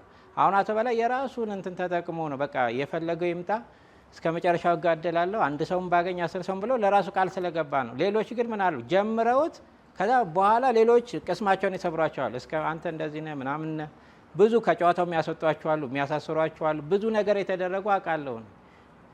ከዚህ በፊት አንድ የስኳር በሽታ መድኃኒት ያገኘ ሰው ነበረ፣ ዶክተር ፋንታውን የሚባል ታውቁት ከሆነ በሬዲዮም በቴሌቪዥን ተነግሮለታል። እና በቃ 100% ያድናል። የጥቁር አንበሳ ሕክምና ዶክተር ነው። ግን ምን ያደረጉት መጀመሪያ ላይ ዶክተሮቹ እንዲህ እየሰራው ነው ሲል ዶክተሮቹ ራሱ አብረውት የሚሰሩ ጓደኞቹ ጎበዝ፣ ይሄማ ጥሩ ነው በርታ፣ በቃ ንግድና ኢንዱስትሪ ያሉ ገቢዎች፣ ፖሊሶች ምናምን የጤና ባለሙያዎች ሁሉ ያበረታቱት ነበር። እውነት ይሆናል ብለው ስላላሰቡ ማለት ነው። ከዛ ግን እሱ አይ እውነቴን ነው ማለት ልታዩት ትችላላችሁ። እውነተኛ ታሪክ ነው የምነግራችሁ። ከዛ ገፋበትና 10 ምናምን ዓመት ከሰራበት ወጥቶ ኮልፌ ሉካንዳ አካባቢ የራሱን እንትን ቢሮ ተከራይቶ 11 መስሪያ ቤት ነው ተመላልሼ ፍቃድ አወጣው የሚለው እሱ ማለት ነው። ከጤና ጥበቃ፣ ከንግድና ኢንዱስትሪ፣ ከገቢዎች ያው ታውቁታላችሁ ብዙ ፕሮሰስ፣ በተለይ ስለ ንግድ ሁኔታ አቶ በላይ ብዙ ስለ ርቀት ሄደ ያውቀዋል። ከዛ በኋላ ልክ እዛ በቃ መጥፎ ደረጃ የደረሱ የስኳር በሽተኞች እሱ ጋር መጥተው ቴስት ይደረጋሉ። በ15 ቀን በ2 ወር ሲድኑ ድጋሚ ሄደው ቼክ ሲደረጉ ይድናሉ። አሁንም እየመጡ ቼክ ሲደረጉ ይድናሉ። ከዛ መዳናቸው እነዛ በፊት አይዞ በርታ ምናምን ሲሉት የነበሩት ምን አሉ? ይሄን ነገርህን አቁም አሉት። እንዴት አቆማለሁ? ሰው እየዳነ ሲባል እኛ ብዙ ያስገባ ነው መድኃኒት አለ ብዙ ያስገባ ነው እንትን እውነት ልታዩት አሀዱ ኤፍኤም ላይም ተለቋል፣ በኢትዮጵያ ቴሌቪዥንም ተለቋል። በቃ አሁን ግን የለም ዶክተሩ። ከዛ ይሄ ቢያንስ ይሄንን ያስገባነውን መድኃኒት ምን ማለት አለብን? ሸጠን መጨረስ አለብን። ብዙ ዶላር አውጥተንበታል። በቃ አረፍ አሉት። እሱ ደግሞ ይሄ የህይወት ጉዳይ ነው በቃ ማቆም አልፈልግም ብሎ ገፋበት። የመጀመሪያ ጊዜ ተደበደበ። እንደምንም ብሎ ለፖሊስ አመለከተና ጥበቃ እንዲደረግለት ተደረገ። በሁለተኛ ጊዜ ግቢ ውስጥ ያለውን ንብረት እንዳለ ዘረፉት። በሶስተኛ ጊዜ ብቻ እንደዛ እያደረጉ አሁን ከጨዋታው ወጥቷል። እና ሳይኖሩ ቀርተው አይደለም የሚሞክሩ አሉ። አሁን ይሄ እንደ ሳምፕል ነው። ጊዜም ቅድም ስለሌለን ግን መናገር የሌለባቸው ሰዎች ሳይናገሩ አይወርድም ስላለ ነው አቶ በላይና መጥፎ ነገር ሁሌ ይኖራል። ግን እኛ መጥፎ ማዳመጥ አለብን እንዴ? መጥፎ ማሰልችቶን አይደል ወደዚህ መጣ ነው አይደለም? በቃ መጥፎ ከፈለግን እዚህ ለምን እንመጣለን? አይቻካም። ቅድም ያለው ግጥም ሲያቀርብ የነገረን ከዓለም ባንክ መጣ ያለው እኮ መጀመሪያ ማመን ያለብኝ እኔ ነኝ እንጂ አቶ በላይ አይደለም። እሱ ማምኖበት ጨርሶ እያደረገው ነው። እምነት ያስፈልጋል። ስለዚህ አንደኛው ሀሳቤ ይሄ ነው። እናንተም ቢሆን ለብዙ ሰው ተናገር፣ ሰው አላመነኝም፣ በቃ መናገርን ቀጥል። ላገኘ ነው ለ1000 ሰው የሚሆን ለ1,000,000 የሚሆን በቀጥሎ ደግሞ አላማችን እዚህ ጋር ምንድነው? ተግባር ራሱ ምንድነው እያልን ነው? ምስክር ነው አይደል? በቃ ተግባራችን ምናችን ነው? ምስክራችን። እድገታችን ምናችን ነው? ምስክራ። ስለዚህ በቃ እኛ ምስክር እኮ የሰው ምስክር አንፈልግም። በቃ እኛ ምንድነው እነሱ የሚሉንን ሳይሆን ፉክክር እንዲህ ስላለኝማ እንዲያደርግ ሳላሳየው ሳይሆን በቃ ሌላ ደግሞ እኮ ሰው ስራችንን ያውል ባንናገር እንኳን እኛ ስራችን ምን ያደርጋል? ይናገራል። ስለዚህ ኔጌቲቭ ኢነርጂ እናሰው ቅድም ካለን አንድ ሪሰርች ዶክተር ፖዚቲቭ ሀሳብና መልካም ነገር ግን በጣም ደስ ይላል። በነገራችን ላይ እዚች ላይ ግን ምጨምራት አንድ ጥንቃቄ አለች። አዲስ እይታ አዲስ ግኝት ስታገኙና ለሀገርም ለህዝብም ለትውልድም ለኔም ይጠቅማል የምትሉት ነገር በጣም ጥንቃቄ ይሻዋል። እኛ የሚሊዮነሮች መንገድ 9 ዓመት የቆየው ማንም በድሎ ማንን ይጠቅማል የሚለው በጣም ጥንቃቄ እያደረግን ነበር። ምናልባት እኔ እንደ ዶክተሩ በወነሮ እይታውና ፍላጎቱ እጅግ በጣም የሚመሰገን አሪፍ ሆኖ ነገር ግን ቅድሚያ መድኃኒት የሚሸጡ ሰዎች መጨረስ ነበረባቸው እያሸዋለሁ አይደለ? መጨረስ ነበረባቸው። ለምን ካላችሁኝ እሱ ለህዝቡና ለራሱ ያመጣው የተሻለ ነገር ሌላው ሰዎችን ከጎዳ እነኛ ሰዎች ምን ይላሉ? በነገራችን ላይ ስለ ሚሊዮነሮች መንገድ ሳይድ ኢፌክት ፈልጉልኝ። ስለ ሚሊዮነሮች መንገድ አንድም የጎንዮሽ ጉዳት እንዳይኖር በጥንቃቄ ነው የሄድነው። በጣም ብዙ ሰዎች አሉ እንደዛ ካልንማ ዋየርለስ እኮ ኤሌክትሪክ ኃይል የፈጠረ ሰው አለ አይደል? እኛ ሀገር ላይ አለ እኮ። ድሮን የፈጠረ ሰው ሳይኖር ቀርቶ አለ እኮ። ሚሳኤል አሉ እኮ። በጣም የሚገራርሙ የግብርናን ሳተላይት የሚሰልሉ ሰዎች የፈጠሩ አሉ። በጣም ብዙ አሉ እኮ። በጣም ብዙ ሺህ ፈላስፋዎች እኮ አሉን። እሱም ለምን እናወራለን? እነ እጅጉ ቅጣውን ያስበላናቸው አሳልፈን ለናሳ ሰጠን አይደል እንዴ? እስኪ ቪዲዮውን እየገባችሁ አታውትም? ማያውቅ ሰው አለ እንዴ? ነቅጣው እጅጉን። ስለዚህ እሱን ለምሳሌ ጠራን እንጂ በጣም ብዙ አሉ። እስቲላው ናሳ ላይ ያለው ዳይሬክተር ኢንዳይሬክት ኢትዮጵያዊ ነው። እስራኤል ተብሎ ትውልደ እስራኤል እዛ ጋይድ የሚያደርገው ማለት ነው። ኢትዮጵያ ውስጥ ምንም ስለሌለው ለአንድ ሳተላይት እንኳን ቻይናን ተከራይተን ያሰነጨፍን ምናልባት እንደ ዜናም ቢሆን ማለት ነው። ገብቷቸዋል። ነገር ግን አንድ ችግር አለ ምንሳሳትበት። ምን በሉኝ? ግኝቱን እንዳገኘ ነው በወጪ እንዲመደብልን አስፈላጊው ነገር እንዲሟላልን በቃ ሁሉም መንገዱን እንዲከፍትልን እንፈልጋለን። እንደዛ ግን አይሆንም። እንደዛ ከሆነ ፌል ያደርጋል። አንድ ግኝት ካገኛችሁ ማለት ነው በጣም የሚቃወሙ ሰዎች ካሉ እነሱ ተጠቃሚ እንዲሆኑ ገብታችኋል። ስለዚህ እናንተ የሆነ ነገር ስታደርግ ሁሉም ሰው ጥቅም እንዲያገኝ ሀሳብ አሁን በሚሊዮነሮች መንገድ እኛ ምንድን ያደረግነው ሻው የተባለ ይካተታል አይካተትም። እስካሁን ቢዝነስ ያላቸው ሰዎች በዚህ ውስጥ ቢዝነሳቸውን ሲያስገቡት ይፈጥናል። እስካሁን ቢዝነስ የሌላቸው ሰዎች በዚህ ቢዝነስ ሲጀምሩ ይፈጥናል። እስካሁን ሀሳቡ የሌላቸው ሰዎች ወደ ሀሳቡ ሲመጡ ይፈጥናል። ወደ ሚሊዮነሮች መንገድ መምጣት መስፈርቱ ነፃ ነው። ሌላ ብራንድ ቢኖረው ሌላ መስፈርት ቢኖረው ሌላ ክፍፍ ምሳሌ ለወጣቶች ብቻ ቢሆን አዛውንትና ጎልማሶች ሊቃወሙ ህፃናት ሊቃወሙ ይችላሉ። እኛስ ወጣቶች ብቻ ያዙ ቢዝነሱ ገብታቸዋል። ለአዛውንቶች ብቻ ቢሆን ሌሎች ሊቃወሙ ይችላሉ። አዛውንት በመጠሪያው ጊዜ እንዴት ይህን እድል ሰጠ እኛስ ምን እንስራ አይሉም ይላሉ። ለሴቶች ላይ ብቻ ቢሆን የጥናት ዋይ ወንዶችስ የሴት ዘመን ምንድነው? አትጠራጠሩ ይኖራል። ገብታችኋል። ምናልባት አንድ የሚገርም ነገር ቢሆን አንድ ዘርፍ ያን ዘርፍ ሁሉም ሰዎች ባያሟሉት፣ ስለዚህ ለአፍሪካ ይሉንታ ለማያጡ ዜጎች በጣም ጥንቃቄ የሚያስፈልገው ሁሉም ሰው ሊጠቀምበት ጠቅላላ ሊጠቀምበት የሚችለው ከጥቅም ውጭ ምንም የጎንዮሽ ጉዳት የሌለው ነገር በጥንቃቄ ልናራምድ ይገባል። እናንተ ምን ብያቸዋለሁ? የተለያየ ቦታ ላይ ቢዝነስ ሲጀምሩ ልንገራችሁኛ። በላይ አትክልትና አስቤዛ አዲስ ብራንች ሲከፍት በአካባቢ ላይ ያሉ ትናንሽ ማርኬቶች ይቃወማሉ። ይሄ ሁለገብ ማርኬት፣ ይሄ አንጋፋ ማርኬት፣ ይሄ ተጽዕኖ ፈጣሪ ማርኬት በሚዲያ ጀምሮ በምን ከዓለም ሀገርን አጥንቶ በቢዝነስ ማንም ሊወዳደር የማይችል ከመጣማ እኛ ባዶ ልንቀር ነው ብለው ሽማግሌ ሁሉ ይልካሉ ወደኛ። መስሏችሁ ነው? አቤት አንድ ነገር ልንገራችሁ። ሾላ ነው እዚህ ሰፈር ነው ትልቅ ብዙ ጫማ ቤት ያለው ሾላ። ሸቀጣ ሸቀጥ ያለው መርካቶ ነው ወይስ ኮተቤ ወይም ደግሞ ጀሞ ነው? መርካቶ። ብዙ የሚሸጠው ብዙ ገዢ ያለው የት ነው? እዛ ብዙ ጋር። ማርኬት ቢዝነስ ሙቀት ነው፣ ህብረት ነው። ያን እንቅስቃሴ ያን ኤሪያ ምን ማድረግ ነው? እንዲሟሟቅ እንዲንቀሳቀስና ያ ዞን እንዲሆን ማድረግ ነው። ገብታችኋል አይደል? እስኪ አሁን ህንፃ መሳሪያ ለገዙ ታስባሰበ እንትና ሄድ እዛ ነው ብዙ የሚኖረው። አያችሁት? ይሄንን ሀሳብ ከሰጠናቸው በኋላ ኑልን ከዛ የኛ ማርኬት እዛ አካባቢ ሲሸጥ ትንሹም ትልቁም ስቅ አለቀ። እንቅስቃሴው በሚገርም ሁኔታ እንደ ጉድ ይሸጣሉ። ከኛ ሙያ ይኮርጃሉ። አካባቢው ማህበረሰብ ያን ለግብይት ይቃኘዋል። የትራንስፖርት እንቅስቃሴው በዛ ላይ ትኩረት ያደርጋል። ለኛ ዕቃ የሚያመጡ ኢንዱስትሪ የፋብሪካና ያስመጪ የጅምላ ንግዶች ለነሱ የሚሰጧቸዋል። ወደዚህ አካባቢ የሚመጣ ሰው እኛ ጋር ያጣውን ከነሱ ጋር ይገዛል። እኛ ትልልቅ ነው የምንሸጠው፣ ትንንሹን ከነሱ መግዛት። ከዛ የበለጠ ቁጭ ብለው ትልቅ ገቢ ፈጠርንላቸው። አያችሁ? ምን አገባ መብቴ ነው የራስ ጉዳይ ዝጋ ማለት እንችል ነበር አይደለ? ግን አይባልም። ለምን? ጥቅሙን ማሳየት ነው። አሁንም እናንተ ተለያየ ቦታ ላይ ቢዝነስ አገልግሎት ስትጀምሩ ሌላ ተቀናቃኞች ሊነሱ ይችላሉ። ምን በሏቸው? የሚገርምን የዚህ ጋር መምጣቴ ብዙ ነገር አብረን የተሻለ ቦታ ላይ ቃና እናመጣለን። የተሻለ ሙያ ጥናት አለ። በእኛ ልዩ ነገር አለ። ከእኔ የምትኮርጀው በጣም ብዙ ነገር አለ። ይህንን ኤሪያ የዚህ አገልግሎት ሴንተር ማድረግ፣ ማድመቅ፣ ማብለጭለጭ፣ ማንጸባረቅ እና ማንቀሳቀስ ማሟሟቅ እንችላለን። ገብቷችኋል? ያን ሌላ ተሳስታችሁም ቢሆን የተለያየ ሰው ሲመጣ ወደ አንተ ስመጣ ተመለስ አለኝ እገሌ ጎረቤት ምቀኛ ካሏችሁ ይሄ ምቀኛ አትበሏቸው። አይ በአጋጣሚ ሊሆን ይችላል እንጂ እሱ እንደዚህ አይልም በማለት አሳውቁ። ገብቷችኋል?